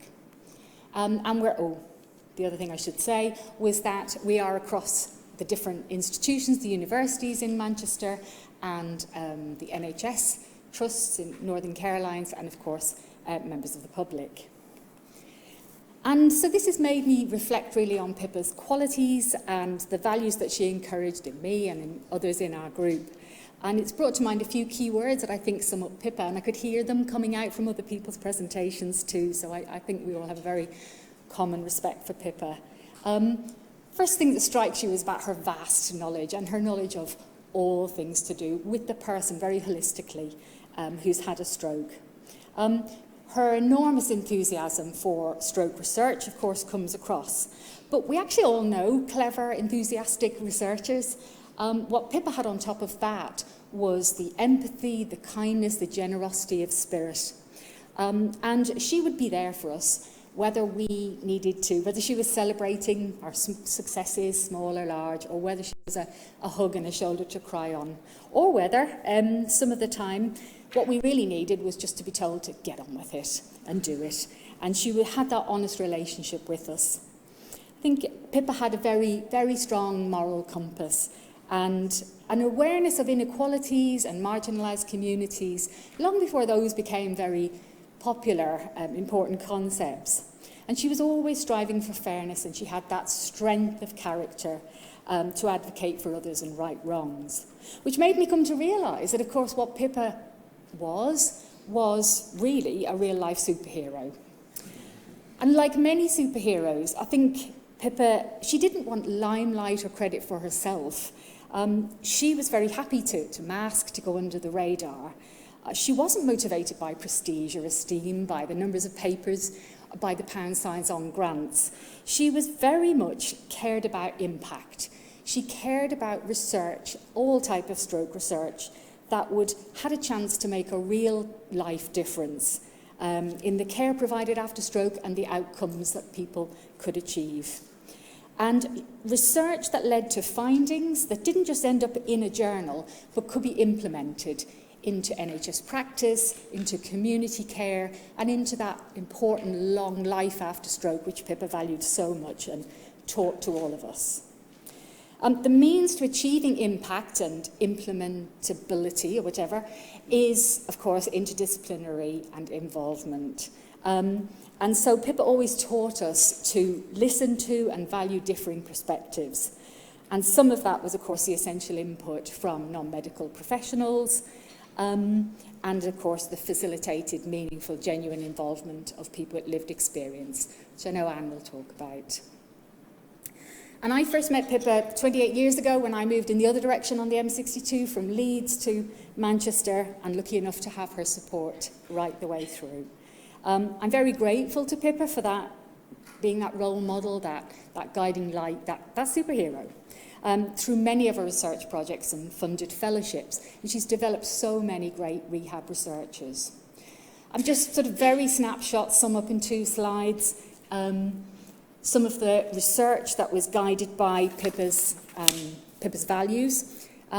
So one of the things is really a whole body of work, and there's just a few examples on here, there are many more, around clinical research tools, around measurement and assessment. You've heard about 6-month reviews, of course, which Pippa, Ruth, Katie developed, that very practical, important way of structuring an assessment so that a person's needs could be met, and so they didn't fall off that cliff once they'd left hospital and community services. And we were involved in then, Pippa's need to say, well, what about not everybody, even in Greater Manchester, and Sarah had some great data about how many people in Manchester are having 6-month reviews, but there were people in marginalised groups, so for example, who were resident in care homes, and so Pippa was encouraging us to do that work to develop and adapt into those populations. The second area really is around the fact that Pippa encouraged us to measure what mattered to people, not what we could measure, not what professionals thought they should measure. And so we co-developed with people with stroke, patient-centred, patient-reported outcome measures, bit of a mouthful. And so some of these measures, these PROMs, such as PRACY and COAST, what they're looking at are the two of the priority areas for people with stroke. And it's great to see that these are freely available now. They've been translated, culturally adapted, and that's through our university's Innovation Factory licensing platform. And then the third sort of area of measurement and tools is really a lot of the work that's happening now, which is around the core outcome sets. And this would be very much Pippa, wouldn't it? It's about herding cats. It's about working together and not all going off and measuring different things in different studies. So in the core outcome sets, what we're really trying to do is use a rigorous research process to reach consensus. What are the critical measures we should put in trials of supporting people with dysarthria or people who have emotional difficulties? So thank you, Pippa, for that. And the second area of research, to sum up then, which is Pippa's legacy, is encouraging us to do the trials and the meta-analyses. And some of these we've led on, and some of these we've collaborated with people around the country. And these are really studies which are looking at the best quality evidence for what is, for the effectiveness of specific interventions, rehab interventions, and sometimes for the effectiveness of the best way to organise and deliver a particular support package. So some of these have been around support for people with communication problems, aphasia and dysarthria, some of the cognitive problems such as spatial neglect in spatial, and the current study SIGHT that's led by Norwich. And then some of the studies around support for people with mood difficulties like Waters, which is running here, and Commits led by Caroline Watkins and Liz Lightbody. And also the trials such as Kate Radford's Retake, which are about the best ways to support people returning to work, and about the best ways to support the carers of stroke survivors, which was the Oscars trial that we ran here. Oh, one more thing I wanted to say is that also with Pippa, it was about exploring how we deliver these interventions by a range of people, including from the voluntary sector, which was a big passion of Pippa's. So I'll just finalise by saying that, I'll end. Was Pippa a superhero? Well, Wikipedia says yes. Abilities beyond those of ordinary people, using powers to help the world become better, dedicating themselves to protect the public. And Cambridge Dictionary, if you prefer that, has a special strength and uses it to do good things and help other people. So I rest my case.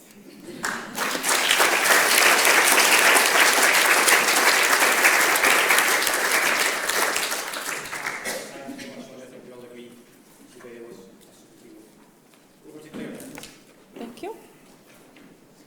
Hi everyone, so my name's Claire Howard. I'm a stroke specialist orthoptist, and for those of you in the room that don't know what that means, basically I look at people's vision after a stroke and vision loss. And I think before Pippa got involved in my life, I don't think many people on the stroke world would have known what an orthoptist was, because we certainly weren't part of the stroke journey and pathway. So I'm going back now to the late 1990s, early 2000, and I was fairly newly qualified as an orthoptist, and I noticed that in my clinic waiting room, I did 3 clinics a week at Salford Royal, and I just noticed that there were lots of people who had patients in the waiting room who had vision problems, and they were many months after their stroke. They were sometimes 6 months, a year after their stroke. But, you know, why was I seeing them 6 months after their stroke? Why were the problems not identified? Why were physios getting these people up on their feet and trying to rehabilitate them when we didn't know that they had vision problems? There was no evidence at this point for orthoptics in stroke care. It wasn't in the national guidelines. So I thought I made some inquiries. I asked around who can help me with this, who can help me progress this pathway. And Pippa's name was the first name that was mentioned. So that's why I've called this talk Knocking on the Right Door, because that's really what I think of when I think of Pippa, that I absolutely knocked on the right door. So I went and knocked on Pippa's door and said, you know, I'm an orthoptist and I've noticed all these patients, what can I do? And she said, well, why don't you come on the stroke unit and assess some patients? It's what my clinical services won't allow me to do that. So she went to my clinical manager and was very persuasive, and she said, you know, Claire does 3 sessions a week in clinic. She's seen all these stroke patients. We were able to collect the figures. Why don't you let her do 2 sessions in clinic and 1 session on the stroke unit? And that's where the journey started, basically.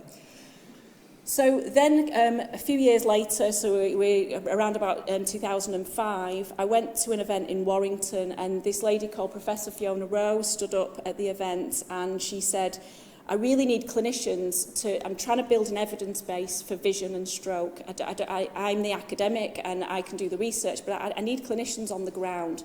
So she asked for multiple centres to get involved in this research. And there was 45 centres across the UK that got involved in this, and we recruited 915 patients.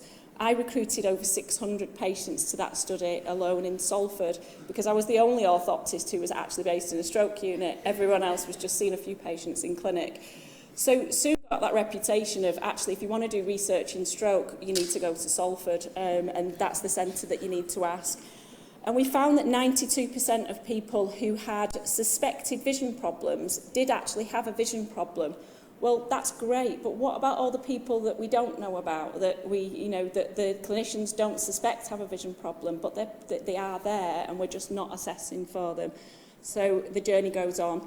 That first study was unfunded, so we moved on, and the Vision Research Unit at the University of Liverpool was born. I was very much a clinician at this point, a non-medical clinician who wanted to get involved in research but didn't have the skills or, really the belief that I could do that. It's during this next trial, which was an intervention trial funded by the Stroke Association, that I then met people in Salford who could help me to progress that journey further, like the research nurses, like Vicky, who was a big part of that. Then came the IVIS study, which was an important study, which allowed us to look at the Vision Research Unit at, how many people who have a stroke actually do have a vision problem. We assessed every single stroke admission through the door across 3 North West hospitals. And actually, what's the impact of that vision problem? We needed an evidence base, and that's basically what we did.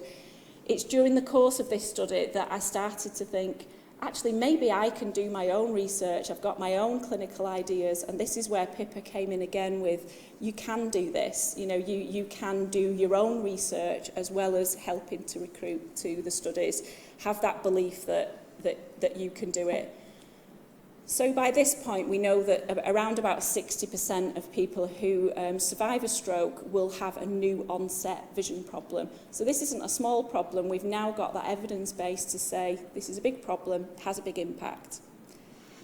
So I had these questions in my clinic, and I had 2 patients on the same day who had exactly the same condition, exactly the same visual field loss, who had very different journeys. One had not left the house in 6 months, and one was, climbing the walls and said, why can't I drive? And I've gone back to work and I'm doing everything that I could do before.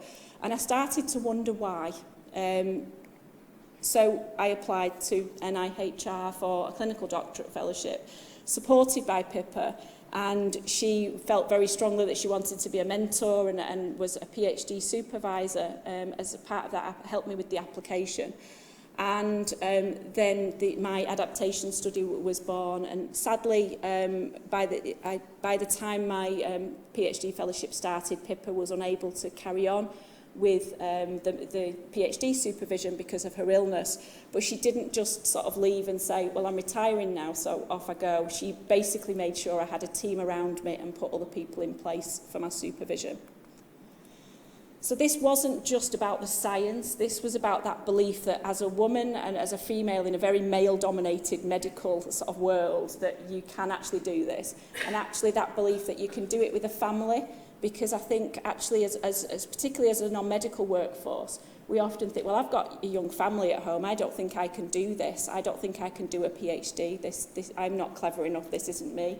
Whereas actually Pippa, didn't just tell me but showed me that you can have a family life and still achieve this, so go for it. And we've heard so much today of that, just go and do it.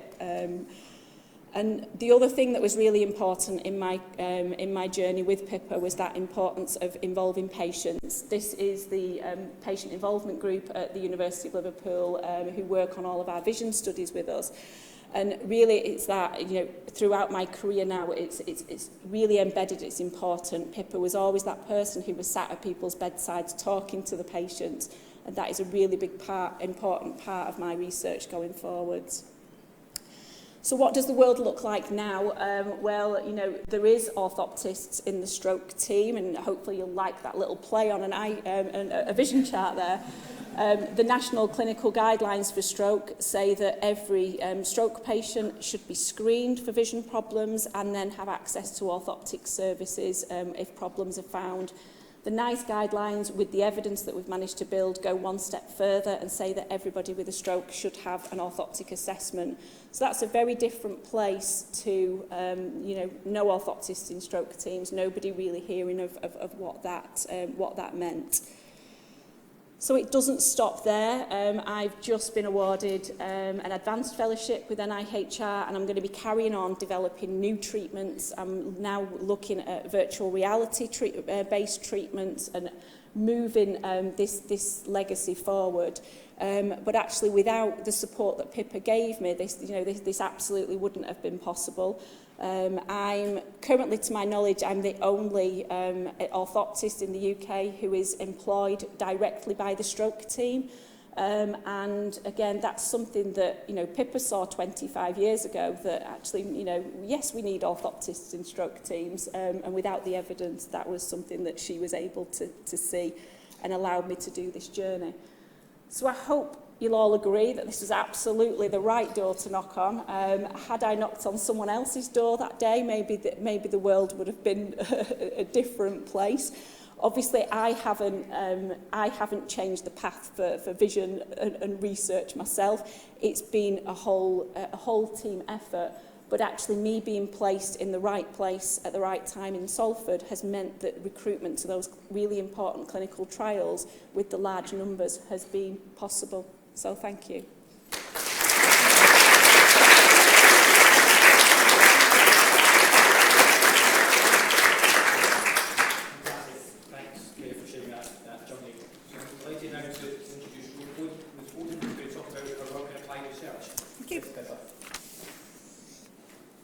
Hello, I'm here on behalf of lots of other people, not just about me. It's not actually about my career, this one. And in the midst of people talking about, subarachnoid hemorrhage and lots of other clinical things, I'm not a clinician. I am or was a management researcher in the business school. But I worked with Pippa very closely, as I will tell you, and I'm a qualitative researcher. So in order to be true to my methods, I talk to other people in preparing this presentation, and I did some thematic analysis, and you'll see a framework in a minute that pulled it together. Actually, the themes that came out are consistent with what other people have already said. So in one sense, there's nothing new, but there it is. And I know that Pippa and I both shared, from our different backgrounds, shared a real passion for making a difference. This isn't just about doing research, it's about getting that research to make a difference. So some of you will remember back in 2008, there was an NIHR call for a thing called a CLARC, which you can't actually see there, Collaboration for Leadership in Applied Health Research and Care, of which I was the deputy director, and it was directed at that time by Professor Bonnie Sibbald.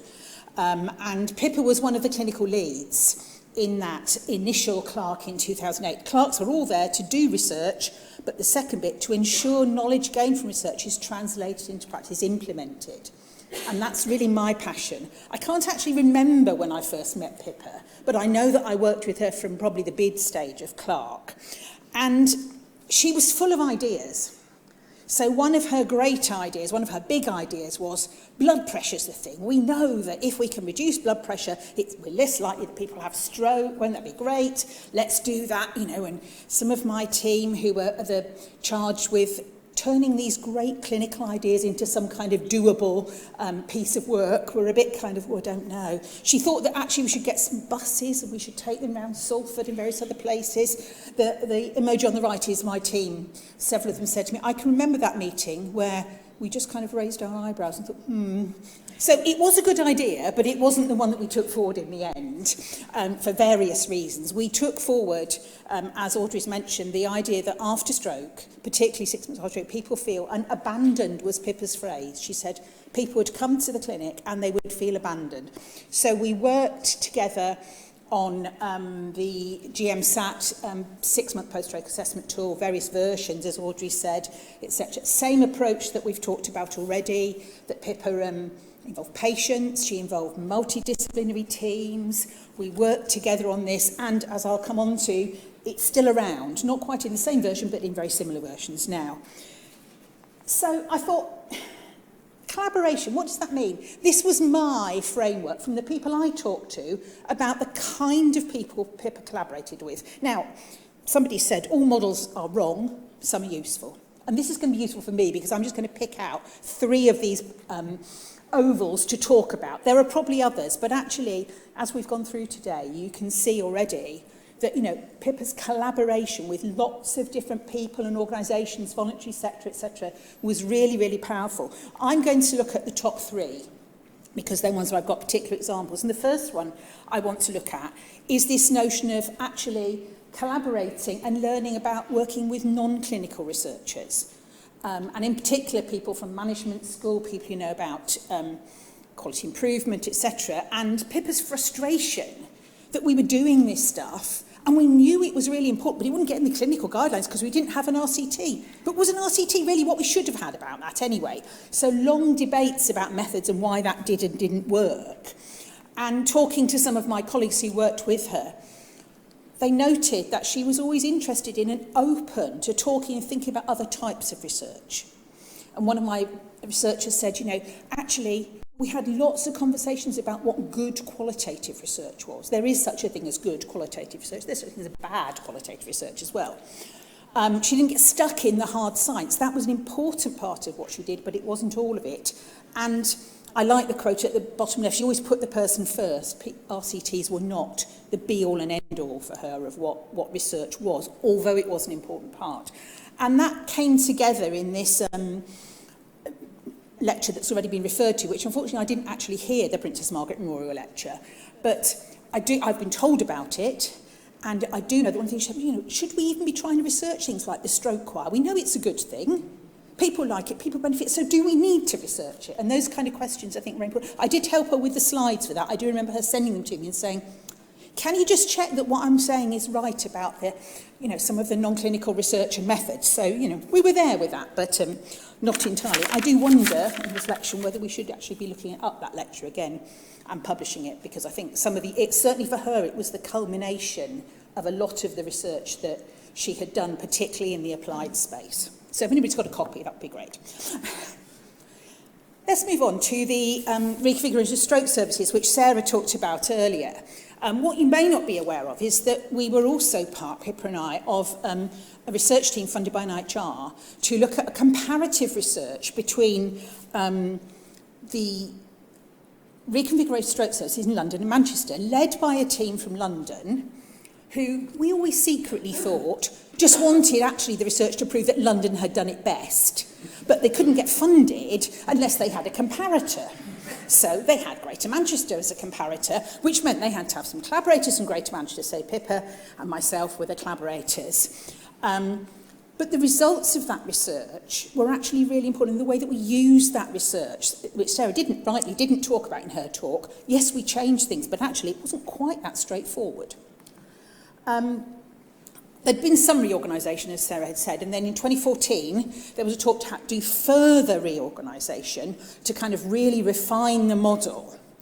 And actually, there was a lot of opposition to that in Greater Manchester, because it might cost money and it might require closing down things and this, that and the other.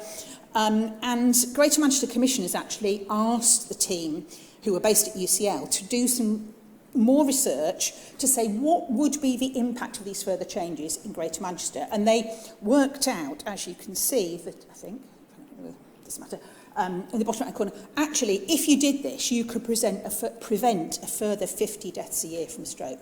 And that was quite powerful. The results of that study were published in the BMJ, and this quote about being able to go to meetings is almost certainly, well, it was anonymous, I'm sure it was Pippa who said it, because I think she'd said it to me. We could go to meetings and say, we're looking at 50 excess deaths a year, and this is a proper paper. This is in a proper medical journal. This is not just some internal audit. This is something really important. I can remember to this day sitting in a room with Pippa and the lead commissioner from what was then the Primary Care Trust, who actually was bought into it, said, but I've got to go and persuade all the other commissioners from Greater Manchester that this really is the thing to do. It did happen, as you'll see on the next slide. But I think the role of research, and actually Pippa and I both learned an awful lot about being involved in that research. It's one thing to do the numbers and do the calculations, but why was it that it worked in Greater Manchester? How did it work? So two more things. Impact is a big thing for all academics. There are things, those of you who are academics will have called impact cases. I discovered by a bit of research myself that actually Pippa was directly involved in 3 impact cases. We had one in 2014 from the business school in the business and management stage thing about the work that we'd done on developing the GMSAT and the implementation approach that we'd used and the collaboration and stuff like that. And that was rated as a very, very highly sought after impact case, apparently. Then Audrey had an impact case in Rev 2021, which referred to, as she's done in her talk, some of the work. And I discovered that UCL also published an impact case about the comparative study in London and Manchester, which they kind of make a joint. There's nothing a joint impact case. They didn't make it joint. But anyway, we're mentioned in there as well. Because actually, the Greater Manchester comparison proved that it wasn't just the London way of doing things. Actually, you could do this different ways. So that's the academic impact, in addition to all the citations and everything. But there's the impact on people's lives. This is from the Stroke Association website about what actually the post-stroke assessment is really about and all the things that it looks at. And that's at the heart of what Pippa was doing. It's not just about the clinical side of things. How do people feel? What are their lives like? What are their relationships like? And all those kind of things. And actually, there was a calculation that showed that after they'd reorganised in Greater Manchester, it was 68 deaths a year that was prevented, not just 50. So in terms of impact, that was even better. Finally, what was the impact of working with Pippa? Again, I asked for some reflections. I love this phrase. One of my colleagues said she was so human. What that my colleague meant was, not all the clinicians we worked with in the Clark appeared to be very human. Some of them seemed to be very focused on themselves and their own research and their own reputation. Pippa was not like that. She was about making a difference for people. I hesitated in putting Pippa's face on a suffragette chain to railings, but I was told that, she was very determined. She would face this thing straight on. And if there was any sniff that funding for services was going to be cut, she would have chained herself to the railings. And I think that's probably right. So superhero, but possibly also suffragette. This was a very interesting comment, which threads through what's been said by others, and I'm sure will continue to be said, that she was committed to spotting and supporting talent. And this came from somebody who was only 21 when she started working with Pippa. She quoted, the person who spoke to me quoted this. She said it was by Alex Ferguson, but actually Matt Busby said it. And Alex Ferguson quoted it, "If you're good enough, you're old enough." So age didn't matter. It was, did you have the potential? If so, I'm going to spot you and I'm going to mentor you. She drew on all her collaborations, more than the ones in my diagram, to make a difference. Ironically, I was at my GP last year, and he told me that I needed to monitor my blood pressure at home for a week. So I said, okay, that's fine, I can do that, Is there any guidance on how I should do it, how many times a day, blah, blah, blah? Oh, yes, he said, there's something on the system here. It's a bit long, but, I'll print it off, you can take it home. Printed it off. It was something that we'd done in Clark, and it had Clark and British Hypertension Society on the header. Unfortunately, I've thrown it away, otherwise I would have had a screenshot of it. But I'm kind of like, gosh, Pippa's here again. I remember her doing that piece of work, using her contacts with British Hypertension Society, and saying, right, let's do some guidance on how do you monitor blood pressure at home. Finally, this is the phrase that sums it up for me. One of my colleagues who said, Pippa was quietly determined. I know she wasn't always quiet, but she was certainly always determined. Thank you.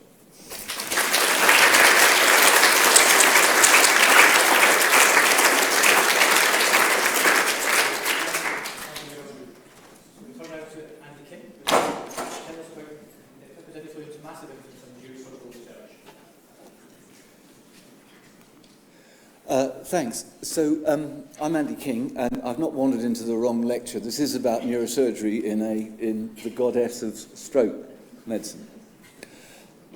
So this bloke is Sir Geoffrey Jefferson, and he was the founder of British Neurosurgery in 1926 when he set up the British Neurosurgical Society. He was Fellow of the Royal Society. He was a philosopher. He worked with Alan Turing. He wrote a paper on being happy and liking it. And he was the first professor of neurosurgery in the UK, and obviously, therefore, the first professor of neurosurgery in Manchester. And the second, following an enormous gap, was me in 2012. So there was 50 years where there was really important neuroscience figures, but no coherent neurosurgery research. And what I'm going to show you over the next, is it half an hour or 40 minutes, Stuart? I know. Is why it was Pippa who did this. Now, neurosurgery academically is a deal in the UK that despite being one of the lowest ratio of neurosurgeons to the population, 0.55, compared with, well, you can see the numbers above, that it's one of the top 5 producers of neurosurgical publications in the world and the top 5 producers of randomized controlled trials. And so you're either somewhere in neurosurgery or you're nowhere. And in that post-Jefferson period, we were pretty much nowhere, despite being people like Alan Crossman, who basically invented Parkinson's disease, and others. Neurosurgically, it was a bit of a desert. And then what happened was that in the turn of the century, there was the amalgamation of neurosurgery and neurosciences from 3 centres in North Manchester in 1998 and from MFT, Manchester Royal Infirmary, in 2001 into one centre. Coincident with that was the arrival of the European Working Time Directive, where it was important to not get too tired. And so they invented research registrars. Now, the problem with research registrars, in most centres, these were young people with ambition who were in a post where you were guaranteed to not be in a training post, and you were called a research registrar and you did nothing of any meaningful. And so, enter stage left Pippa and Nancy. And we contacted Nancy and said, look, we've got these funded posts. We would like to do some research. And Nancy, over at the university, said, that's fantastic. You must meet Pippa Tyrrell. And as you've heard again and again today, I spoke to Pippa and she said, well, I'm a bit busy and I'm a bit tired. She did not say that. She said, she said, yes. And the PhDs started rolling through. And the first of these, and as I look here, I can see at least one other, but the first PhD was with H. Patel, who's now a vascular neurosurgeon with us. And then following on a few years later, as James would be the first to insist, became James Galia. But what this produced was a substrate of research where clinical academics could flourish within neurosurgery. And it produced, through the work of Pippa leading the force as a proper academic at Salford Royal, as it was then, the ethos of research. And so coming on from then, outside of vascular research in stroke and subarachnoid, came other then young people who were interested in coming to Manchester because it had an ethos, a philosophy of clinical academic stroke research into the world of brain tumours. David Coop and Omar Pathmanaban. Omar now here, now a professor. And over the years, for what is a small specialty, I realise in other fields here, those aren't great numbers, but they are pretty extraordinary numbers of young people doing postgraduate research in an area where for 50 years there'd been zip. And based on that research, and based on that brain tumour research, based on that stroke research, one was able to recruit serious hitters from outside into the world of brain tumours, which, alongside the stroke research, is where Manchester is now well known. So Gerben Borst, and then most recently and most significantly, Petra Hammerlich, with nearly 1.5 million from the brain tumour charity. But in addition to that sort of soil that kept producing research, and therefore led from stroke research to vascular research to tumour research, it allowed an extraordinary interconnection into the powers of the university that for neurosurgery had not existed.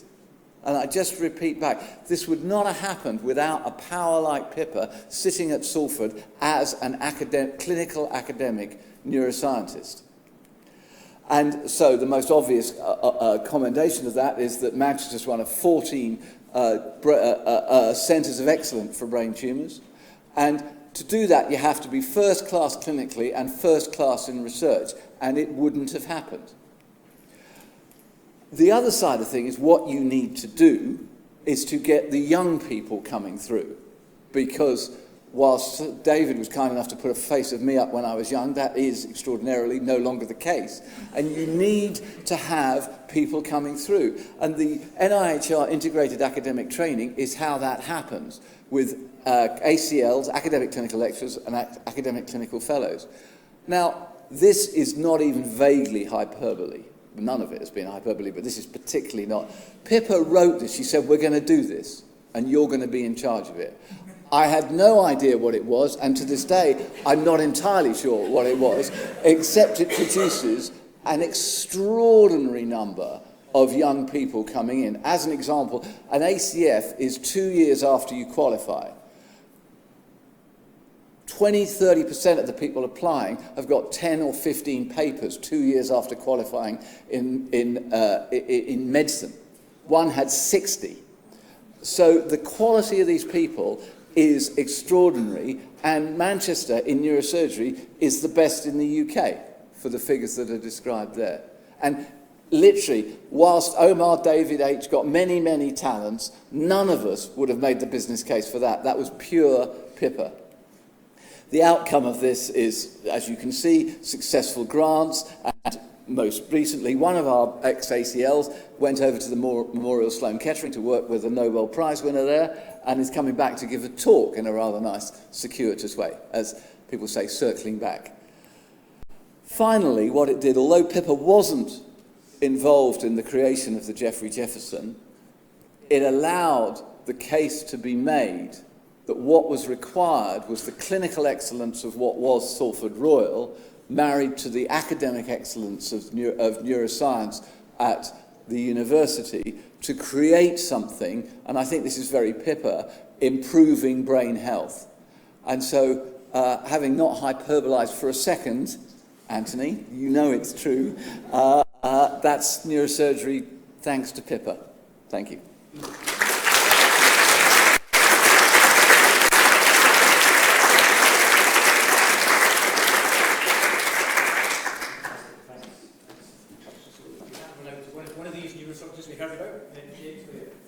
Thank you very much. I do feel very honoured to be here. It's difficult to talk after very great speeches and talks that some of you have already given, and my main role in this is to talk about my part in Manchester working with Pippa, acknowledging that she has kind of moulded most of my research career, and also that all the stuff I'm going to mention is usually and by far a collaborative approach with a lot of people, some of whom I've knew, some of whom I've learned to know over the last years. And one person today, I wasn't even aware of, was collaborating with Pippa and literally working and living literally a few meters away from where we used to work. So, 2005, came to Manchester from Bristol. Daunting block of what I thought was flats there for my interview, and it was the most hideous building I had seen for many, many months. Little did I know that literally just behind that, for those who know the geography of the old Salford, was this clinical science building, and Pippa was the person I would work with over the next 5 to 8 years on subacute hemorrhage research, together with the likes of Andy and Nancy as well. So this is the group I've worked in, and I hope somebody else will be able to identify some of these members here. And it's not just, you've got Nancy there, and Pippa, and Deb, and Sharon, but this represents the breadth of people that even within the core of the Burke team, the brain injury research group that we had within that dingy part of the clinical sciences building, it included people from all aspects, be it research, statistics, psychology, lab staff, clinical lab staff, research lab staff, stroke, subacute hemorrhage, intracranial hemorrhage.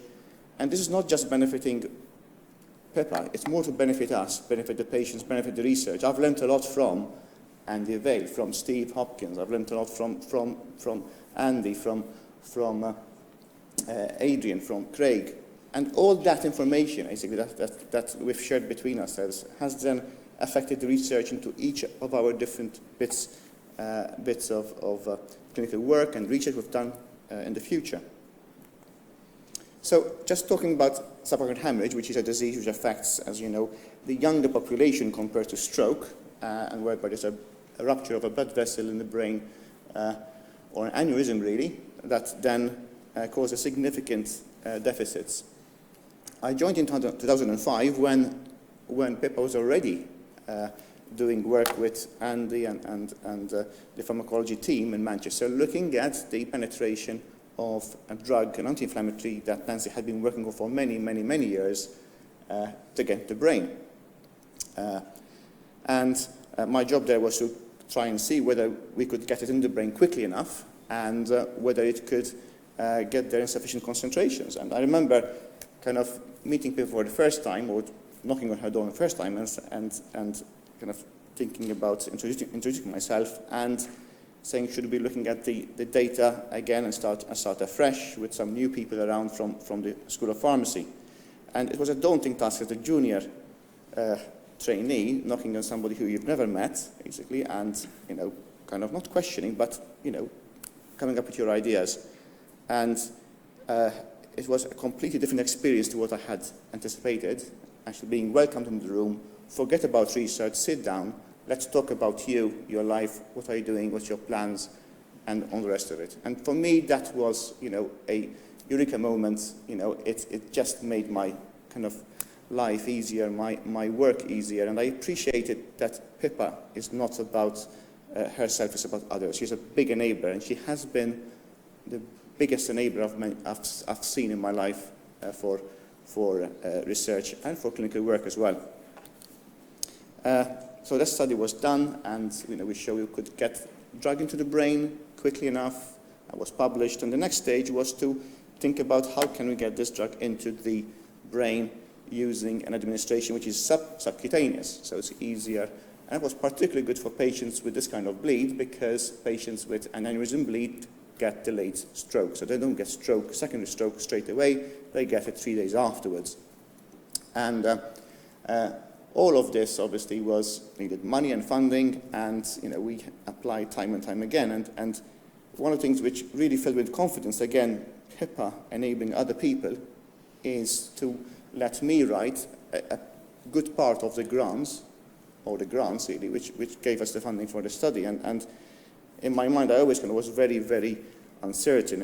Am I doing the right thing? Am I the right person to write it? I've never done anything like this. Obviously, I had the likes of Andy King, Nancy, obviously, lots of people around me, but it's quite a daunting task. And it just, again, shows how much Pippa was trusting in her teams, how she was enabling people and kind of pushing people around her to do things which perhaps they didn't think they could do or weren't able to do at this stage. So we got the funding, did a study together with a number of people in the room, most of whom are actually in that picture I've showed earlier. The next stage was probably the culmination of Pippa's work in terms of subarachnoid hemorrhage in this group of surgical patients, and it is to start a phase 3 trial. And phase 3 trials in neurosurgery, particularly in bleeds in the brain, are very, very rare to come by and very difficult to run. It was a large study involving all the centres in the UK, whereby we gave this drug to see whether it improved both functional outcome and also physical outcome. And it was a surprise when Andy rang me up and said, Pippa is retiring, we need to take over her role as CI and work together. And it was 3 of us, Andy, H and myself, who came together to actually continue that work as CI. And it shows you one thing, is it? You needed 3 neurosurgeons to do the work of one stroke physician as CI. So there's some analogy with orthopedic surgeons and light bulbs. I don't know where it comes in, but yeah, you know what I mean. Yeah. So it shows how hardworking she was. And I think I feel really grateful that we've managed to get this study down to an end, and we'll be publishing the results in a journal very, very soon. Some of the things that you might not know about, perhaps less in the news, were Pippa's work with microdialysis in the brain. So Pippa was a real scientist. She had attention to detail, basically, and part of the studies we were looking at in the early days, back in 2005 or earlier, was to look at whether we could detect proteins in the blood, and especially the brain. And Nancy has sent me to Sweden, to the founder of microdialysis at the time, and I had my doubts that we could do this reliably. And again, I voiced those doubts to Pippa, again expecting most people would have said, it's there, it's being CE marked, it can be used. But Pippa listened, and Pippa actually funded a project from her own money for me to test the reliability of the devices.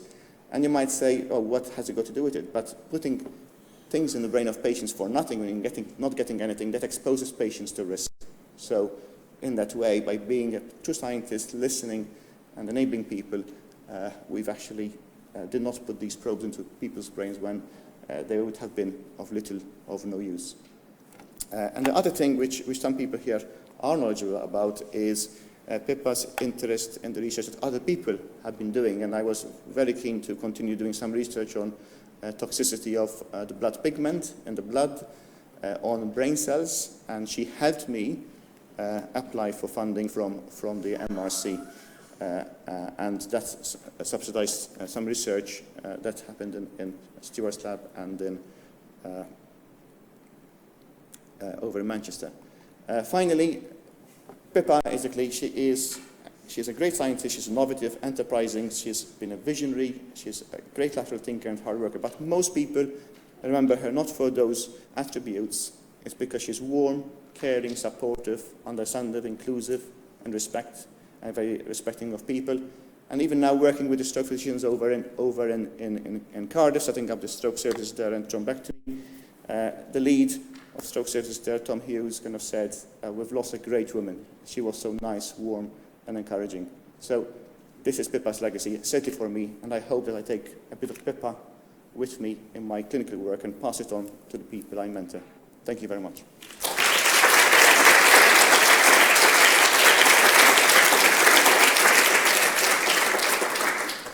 Fantastic. Thanks very much, James. So I've got the privilege, I guess, and the honour of finishing this session of Pippa's influence, I guess, on research in Manchester. And I think to emphasise that, of course, you've heard so much about the clinical services, you've heard about clinical research, but not only that, she even had an influence on animal research and the basic research that we were doing at the university. And I'll tell that story now. And of course, it started back in 1992.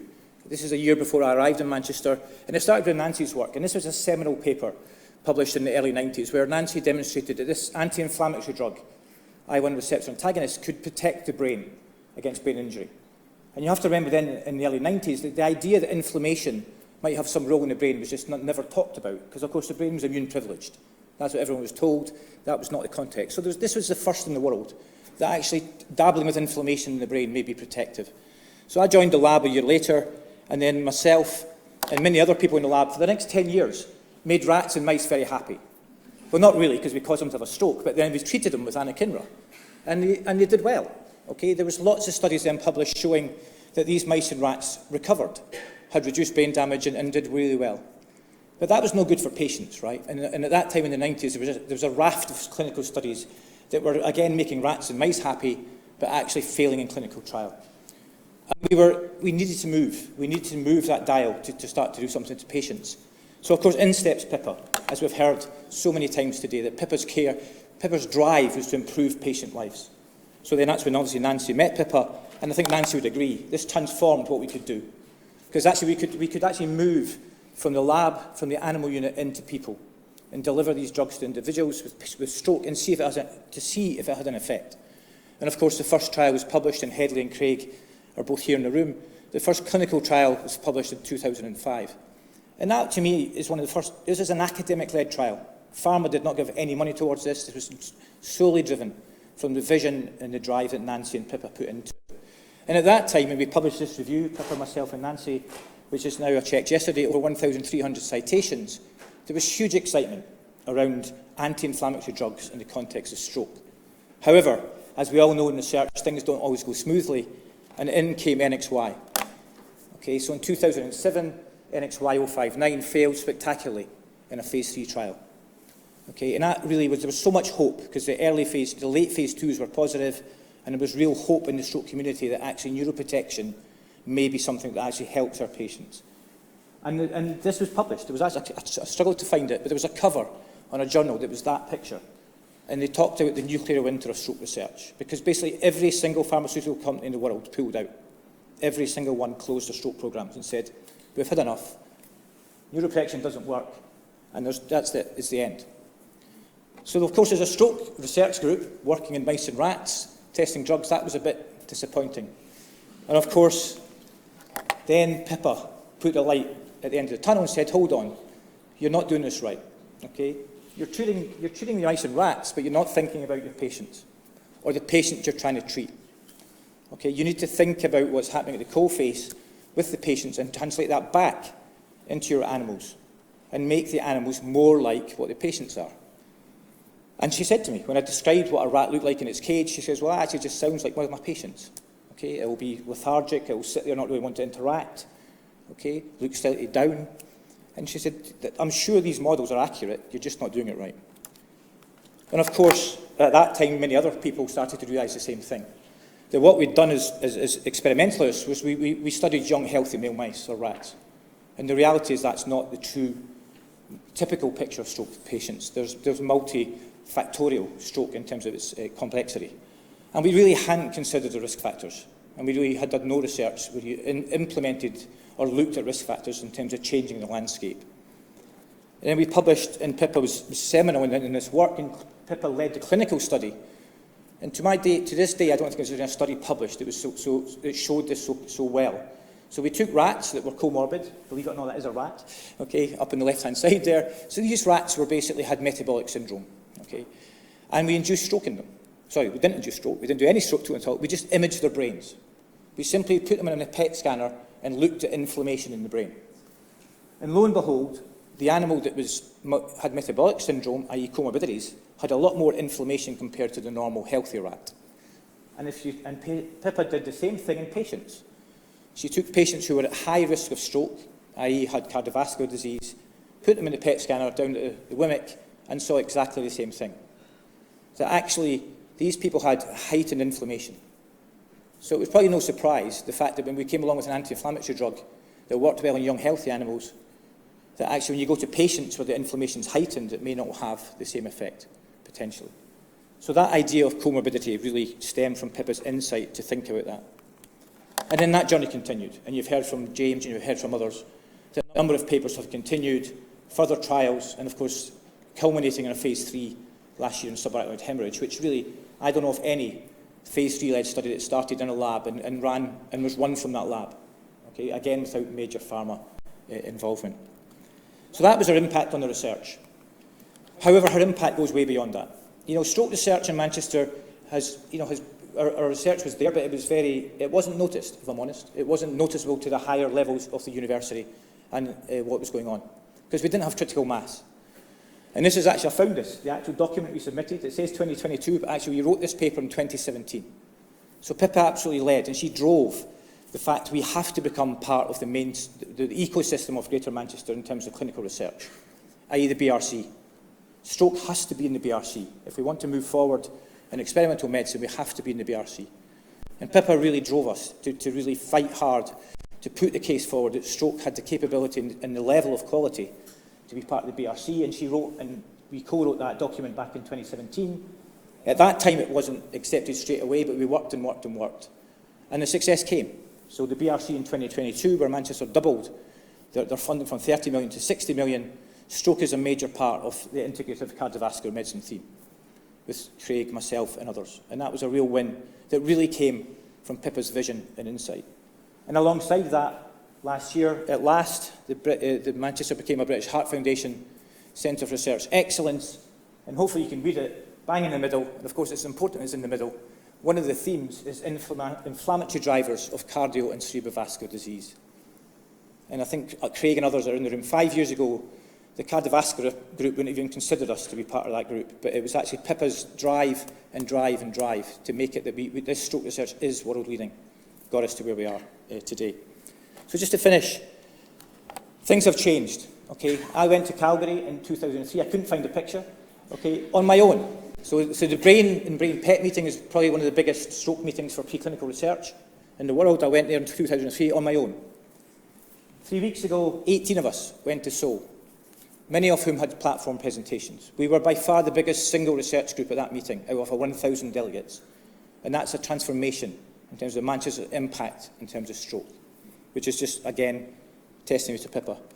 And I want to finish, if you give me 2 things I want to finish on, which just to me really remind me of Pippa's vision, mentorship and support. The first is on the left. We've heard of this already. This was the first UK Stroke Forum in Harrogate. And Pippa said to me, at the time a young lecturer, and Barry McCall, who was a brilliant postdoc in the lab, said, you must come to this. We need to do more or get more animal research into the stroke community in the UK. And Barry and I said, well, okay, if you think it'll be a good thing, we'll come. So we went along, loved the meeting, particularly the social side, and had a poster with mice on it. And of course, believe me, we were the one poster amongst 400 that had an animal on the picture. And I think people walked past strangely looking at it, thinking, what are they doing? But of course, things changed. At that time, Stroke Association didn't fund animal research.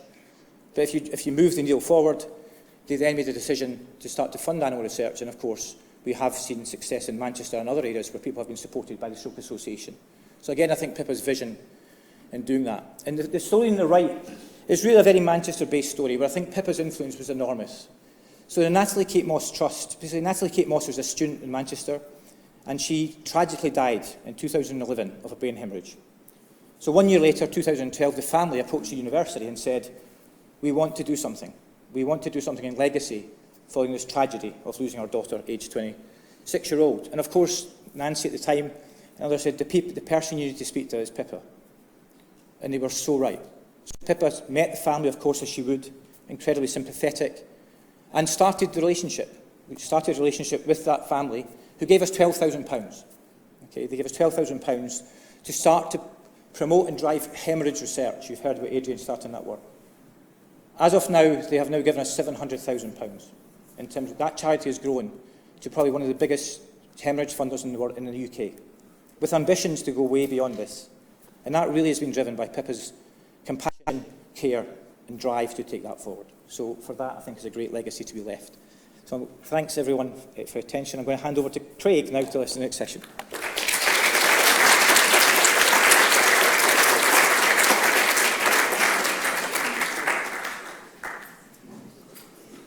Thanks, Stuart. So as we move into the final set of talks, it seems completely appropriate now to move into life after stroke, which, as you will have heard already, is very much a key part of Pippa's passion. It's all about, trying to make things better for people after they've had a stroke and their family.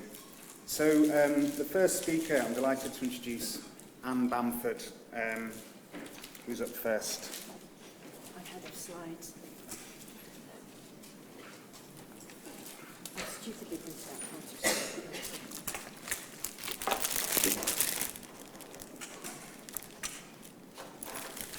Thank you. That took me by surprise. I thought we were having another break.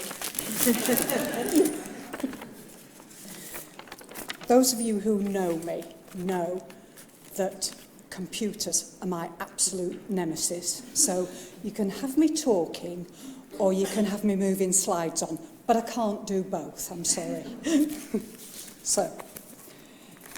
And also, I can talk and read, but I can't do both.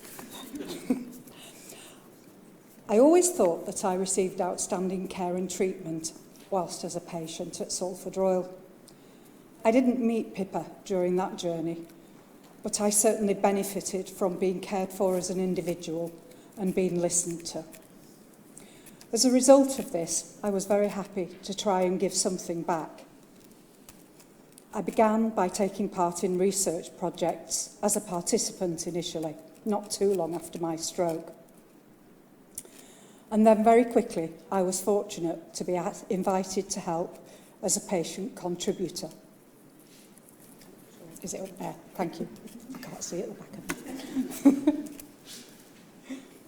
In 2015, I became aware of Pippa for the first time when I became the chair of the patient and carer group of what was then the Greater Manchester Integrated Delivery Network. Isn't that a mouthful for somebody who finds speech difficult? Yeah. During the 5 years that I spent with the network, I became fully aware of what a force Pippa was. In terms of her desire to improve services for patients and to ensure that that change happened to facilitate this, I was to become very aware that the reorganisation of the stroke pathway that took place in 2011 and has continued developing since was due to Pippa's vision and determination, alongside the network and all the other very committed staff teams.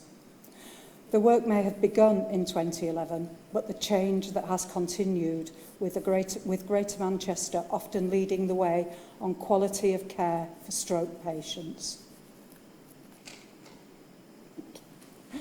The grid at the back on the screen behind me shows just a snapshot and you've seen something like this before, I know, of the services that patients experience. And that's the important bit. It's the services that patients experience. Those lines of green A and B lettering demonstrates the great level of commitment of staff, managers and the network to achieve these high levels of quality of stroke care and treatments in the Greater Manchester hospitals. These were Pippa's vision. It was during this time that I got to know Pippa as a person. She always greeted me with a smile and an inquiry, a conversation opener, and would chat about whatever was taking place at the time. It was often about the delivery of thrombectomy. That seemed to go on for a very long time. But also offering insight into her as a person and often inquiring about my life as well. Despite her very busy life, she always made time for people. This is something that I have heard many times over the years around both the universities and the hospitals linked to their projects.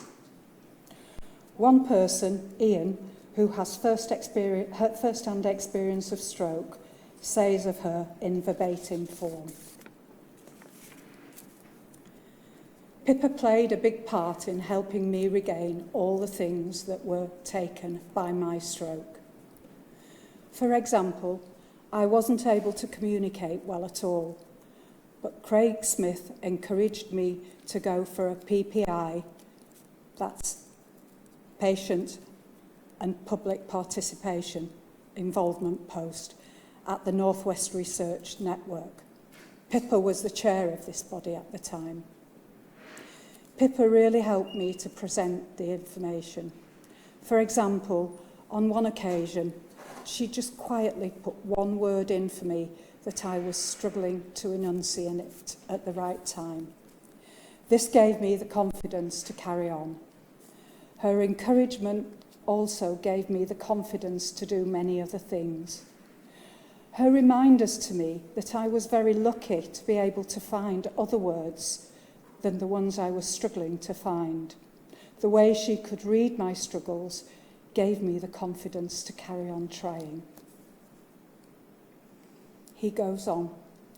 Pippa always taught me that no two strokes were the same, but encouraged me to talk about the real life impact of my stroke.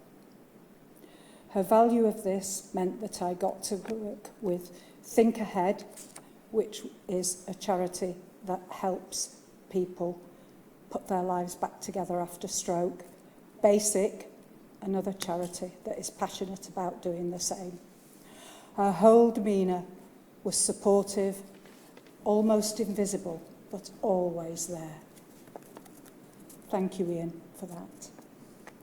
Pippa's commitment to high-quality patient involvement wove into many areas of work. Another of my colleagues, who is just as passionate about involving patients in developing services and research, is Jill Pearl, the CEO of Speakeasy, and I know she's here today. Jill shares, Mo Wilkinson, previously of the Stroke Association, was at Pippa's funeral, and she reminded me of a time that Pippa defended us in a very early, large study that we were all involved with. Mo and I often had to fight for our voice to be heard and to be taken seriously. In a high-level meeting, a rather pompous academic kept shutting us down and dismissing our ideas. Pippa addressed them rather sternly and told them that Jill and Mo had patient perspective and that their views are different from the academic view, and that is very important, and they should listen to us and take us seriously. Jill goes on to say, Pippa also got Speakeasy members and herself involved in developing the system for SNAP data. We've heard about SNAP, so I won't try and give it its full thing.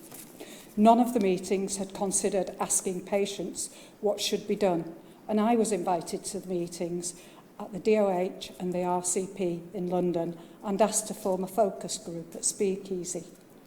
Regional, and not just London, was a passion of Pippa's. Jill says, I used to get many calls from stroke researchers who Pippa had sent telling them that they should include Speakeasy members to seek out the patient voice at all levels of research and all stages. We get far fewer that Pippa is no longer here, and this is a really important part of research. Jill continues, Pippa was one of the few people operating at such a high level in all aspects of her work, who could also talk to Speakeasy members directly in a way that they could engage in the conversation and with a manner that made them feel valued and respected.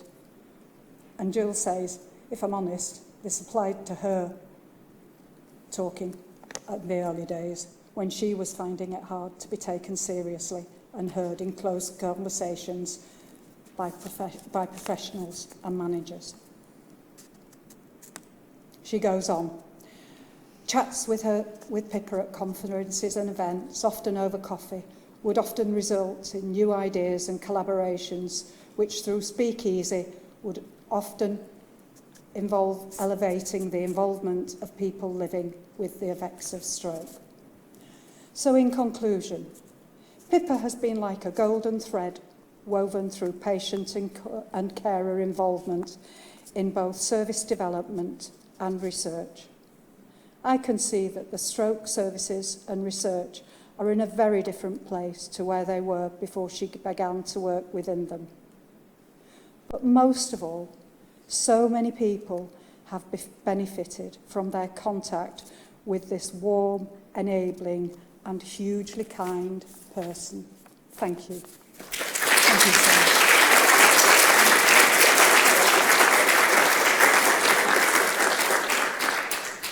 Thanks so much, and outdressing me for the last Without it becoming a bit of a tired trope, I did ask myself what would Pippa say about wearing these shorts and socks. Shorts and socks in front of a preeminent audience like this, Charlie, and everybody, as everyone has said, JFDI came to mind. One of the challenges coming near the end of the agenda is everyone's used your content. So I've taken out all of the policy developments and academic papers that I wrote with Pippa, and I'm just going to focus on the impact she had on me as a person, and I was very fortunate to work with Pippa for 12 years while I was at the Stroke Association. I would guess there's handfuls of people that any of us could name who have an indelible impact on us. And often, for me, that would be someone like my teacher, Mr. Bamba, who was my sociology teacher, who used to say, "Put your nose on that brick, Larkin," if he thought I'd been smoking, which I never did. But he genuinely took an interest and was someone who I thought actually really cared and understood me. Most of us, hopefully, could name our parents, and maybe there's a really good boss or line manager along the way. But for some reason, Pippa seems to have been that person to a lot of people in this room, and she was definitely someone like that to me when she really didn't have to be. I worked with Pippa for about 12 years, started at the Stroke Association in 2009, and there were a lot of occasions that I worked with her. We used to have stroke strategy meetings in St James's House, fantastic view of the urban decay. And we also used to have Pippa come to talk to our staff at the inductions we ran, and she always used to make them feel like they were as important as the clinicians, as the doctors, and that is a really special trait. We used to sing together in the stroke choir, and as people have said, Pippa was an enabler and a sponsor for that from the very early days. We piloted 6-month reviews with Ruth and colleagues and made sure that they were part of the Stroke Association services. And I was really fortunate to attend the Life After Stroke Awards with Anthony when Pippa was rightly recognised for everything she's done. But probably the one story I remember the most is when I was driving on the M6, and it's not often you can really pinpoint a moment in time. I was probably going to a commissioner meeting in Lancashire or possibly a stroke strategy meeting, and it was the 7th of May 2013 at 9:14 a.m. And I was driving along, daydreaming, and probably it was a bit Charlie Brown in the background, like Radio 4 was on, Interleukin 1, and then Pippa was talking to me through the car speakers.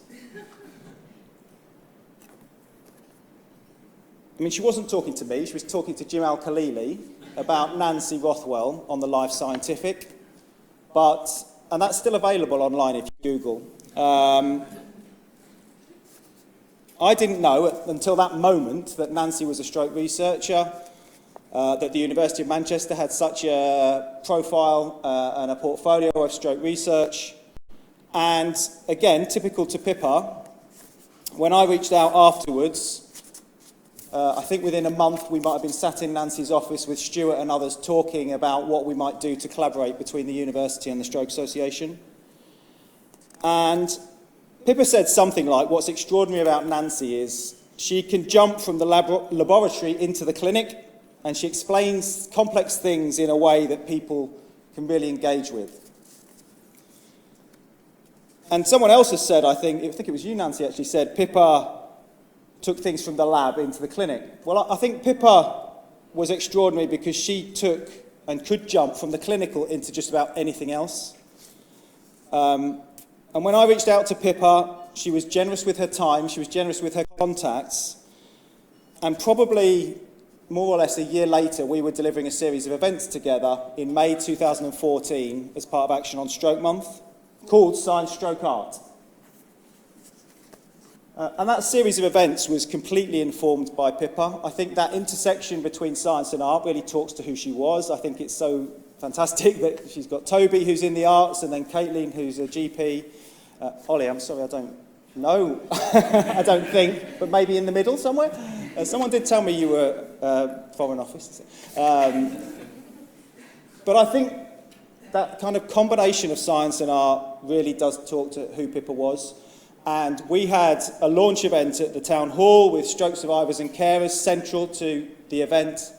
As everyone said, people bandy around the term person-centred in healthcare quite readily. I don't know anyone is as person-centred as Pippa. And that was for people that she was working with, patients that she was looking after, but also the people that she worked with, like the people here and myself being fortunate enough to work with her. And Pippa was generous with her time. She came to so many of those events. We ran an event at the Manchester Museum, a creative catalyst, where we brought together the cultural organisations, and I was watching a short film back, it's still on YouTube, where Pippa spoke to those organisations about the benefits they could bring to stroke survivors through being more accessible.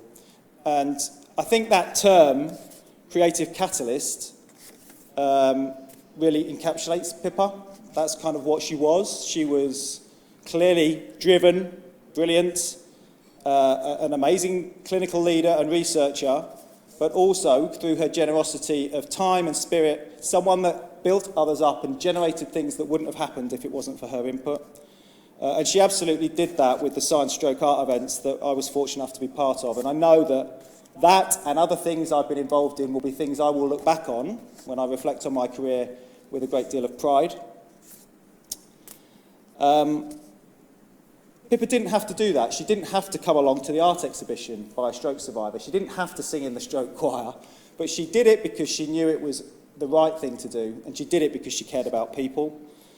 And there were a couple of things that I learned at the memorial service that Anthony and the family delivered for Pippa that really only deepened my respect and admiration for her. One of them was about, as others have said, a time when I was going through a difficult time, and I called Pippa, and she answered the call and probably spent maybe half an hour, I think, on the phone to me. It was a good amount of time, giving me advice at a time when I needed advice.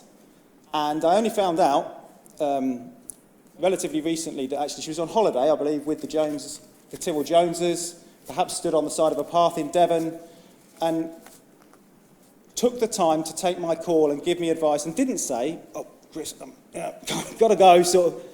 she just gave me the advice and on I went, none the wiser that she'd given up half an hour of her holiday to someone that worked alongside her, not in her team specifically. And the other thing was, as others have said, that Toby, I remember once really clearly at Salford Royal going to her office and kind of saying something like, how do you do it, Pippa?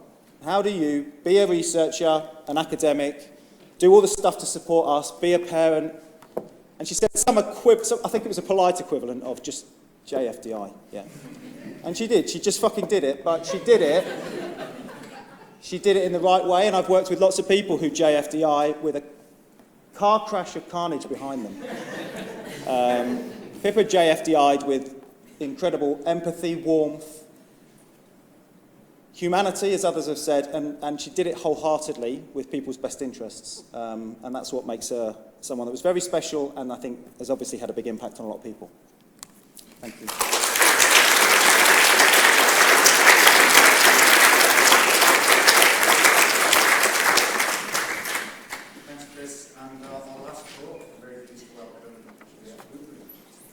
So, hello everyone, I'm Juliet, really nice to be here. I mean, what an amazing afternoon. And I was just smiling at, Chris, your reference to very rarely remembering moments in time. Well, I've suddenly realised today is the 20th of June. I joined the Stroke Association as Chief Executive exactly 9 years ago to today. And the reason why I remember that is because that was the week of the Brexit vote. And I think every Chief Executive on that Friday must have sent an email to their team saying, can you please tell me the implications of Brexit? So yeah, today is a bit of a memorable day. And it's tough going last, because literally, I mean, you know, advantages of going last is every single one of my dodgy facts and stats has now been helpfully corrected. Big disadvantage of going last is honestly, I think every single person in the room has spoken to the key themes that I want to touch on. So hopefully my talk will just be a useful summary of some of the key messages. So I think many of you will know that Pippa was one of the first of 6 stroke consultants to be piloted in the UK as a kind of experiment from the Stroke Association. She became a trustee of the charity in July 2011. She became our vice chair in 2014, and then very sadly she stood down as a trustee in June 2018. Now, I first met Pippa, and it was a slightly daunting experience when she was on the formal interview panel for when I applied for the Stroke Association Chief Executive job, and that was in early 2016. And then I joined the charity 6 months later, and on day 2 of joining the charity, my then chair announced that he was standing down, which was slightly unfortunate because this was my first Chief Executive role, and I was very green behind the ears. So who was the first person that I reached out to? Well, of course, Pippa was vice chair, but I also had a sense that she was going to be a fantastic mentor. So I reached out to Pippa for mentoring and support, and she just could not have been more lovely. She was supportive, she was kind, she was wise, but she was also extremely funny. And I remember the first Stroke Association board meeting that I attended, and Martin, I don't know, this might bring back memories for you.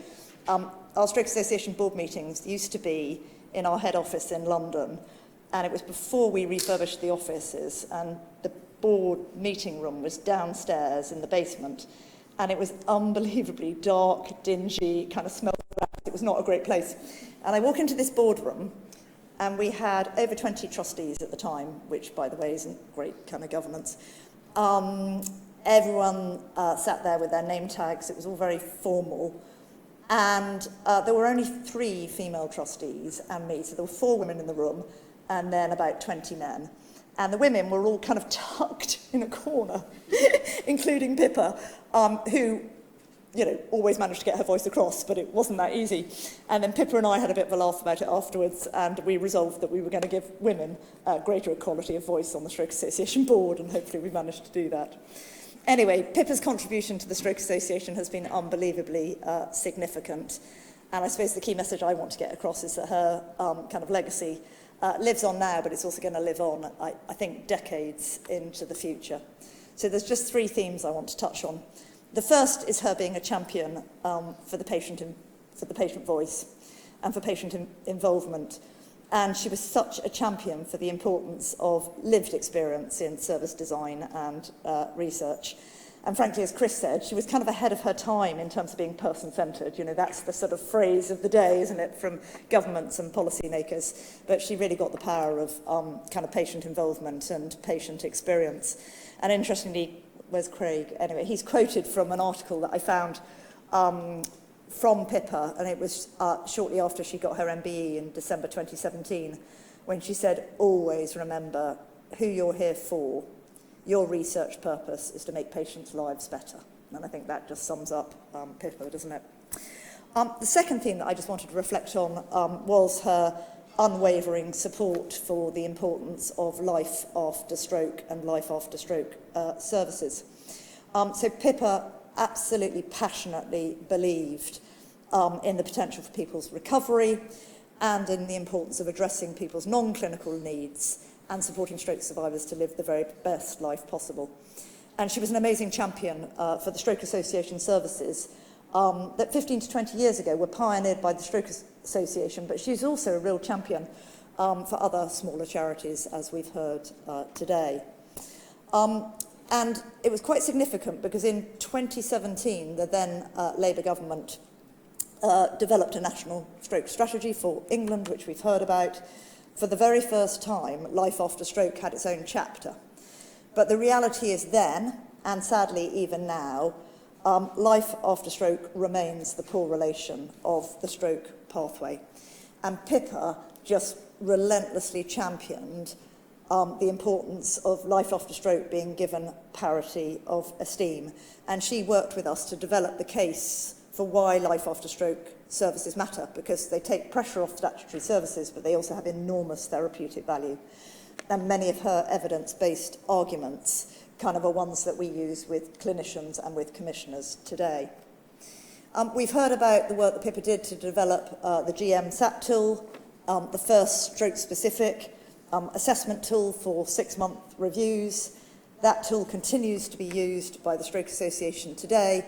And again, Pippa was ahead of her time, because what that tool did is it focused not just on the importance of clinical interventions and secondary prevention, but it also focused on all the other things that we know matter to stroke survivors, so things like their mental health, money issues, staying at or returning to work, getting back to hobbies and interests, the value of peer support, the importance of looking after carers.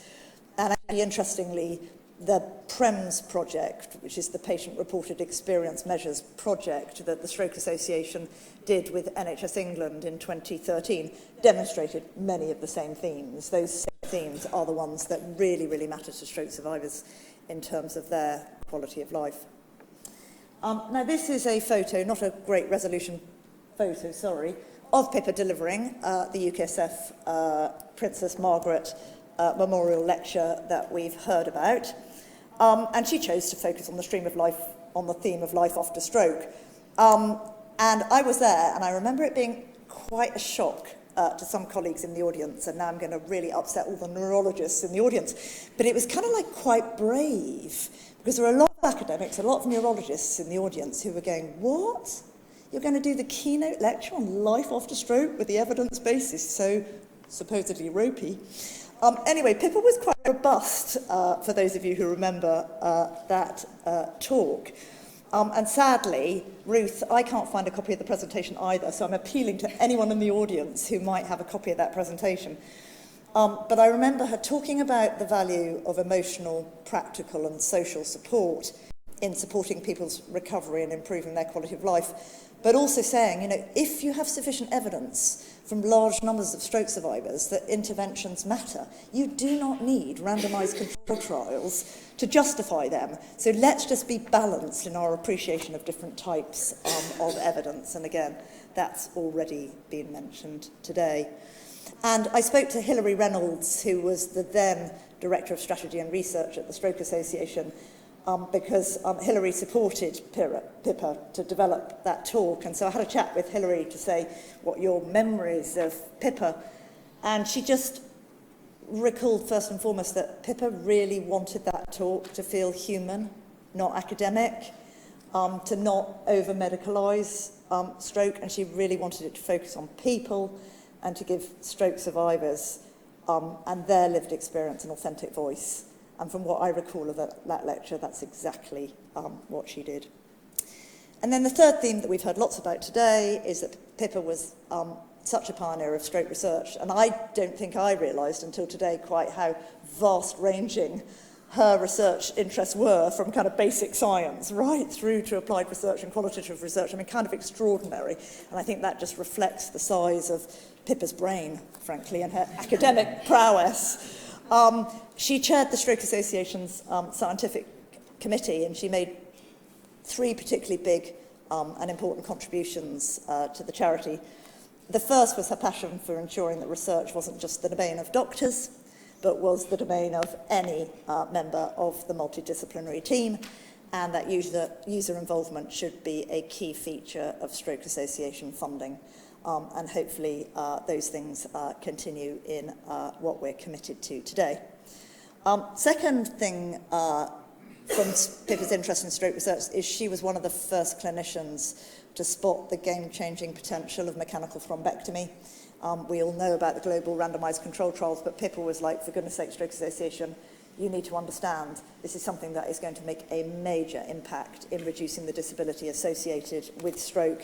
And I think Pippa was somebody who in no small way influenced our decision as the Stroke Association to launch a campaign in 2022 called Saving Brains, which I think you all know. We're campaigning for 24/7 access to thrombectomy across the UK. And then finally, and this was a kind of message that Pippa kind of constantly kind of gave to me, that as the Stroke Association, because we are a patient advocacy charity, we need to be brave in our patient advocacy charity. We need to speak truth to power, that it's okay to be a friend to system decision makers, but sometimes you also need to be a critic when there are shortcomings in stroke services. And she was a real advocate for us making sure that we use data effectively and kind of sensitively to drive the case for change. And hopefully that's something that you see in our work today. So just finally, I just want to say that a bit like Ruth, but I didn't do it as systematically as Ruth, I did a bit of qualitative research and spoke to quite a few people, including a lot of our alumni, about Pippa's impact on them personally, but also on stroke survivors. And just everybody consistently said the same things.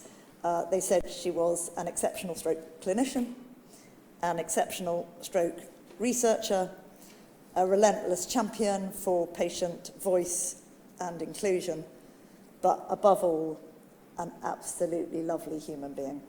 And every single person said how lovely she was, how compassionate and kind she was, how wise she was, but also how funny she was. And it was so clear from all the conversations that I had that she was not only hugely respected by all of us, but quite frankly, adored.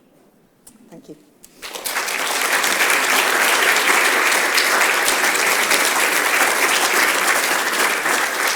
Thank you so much.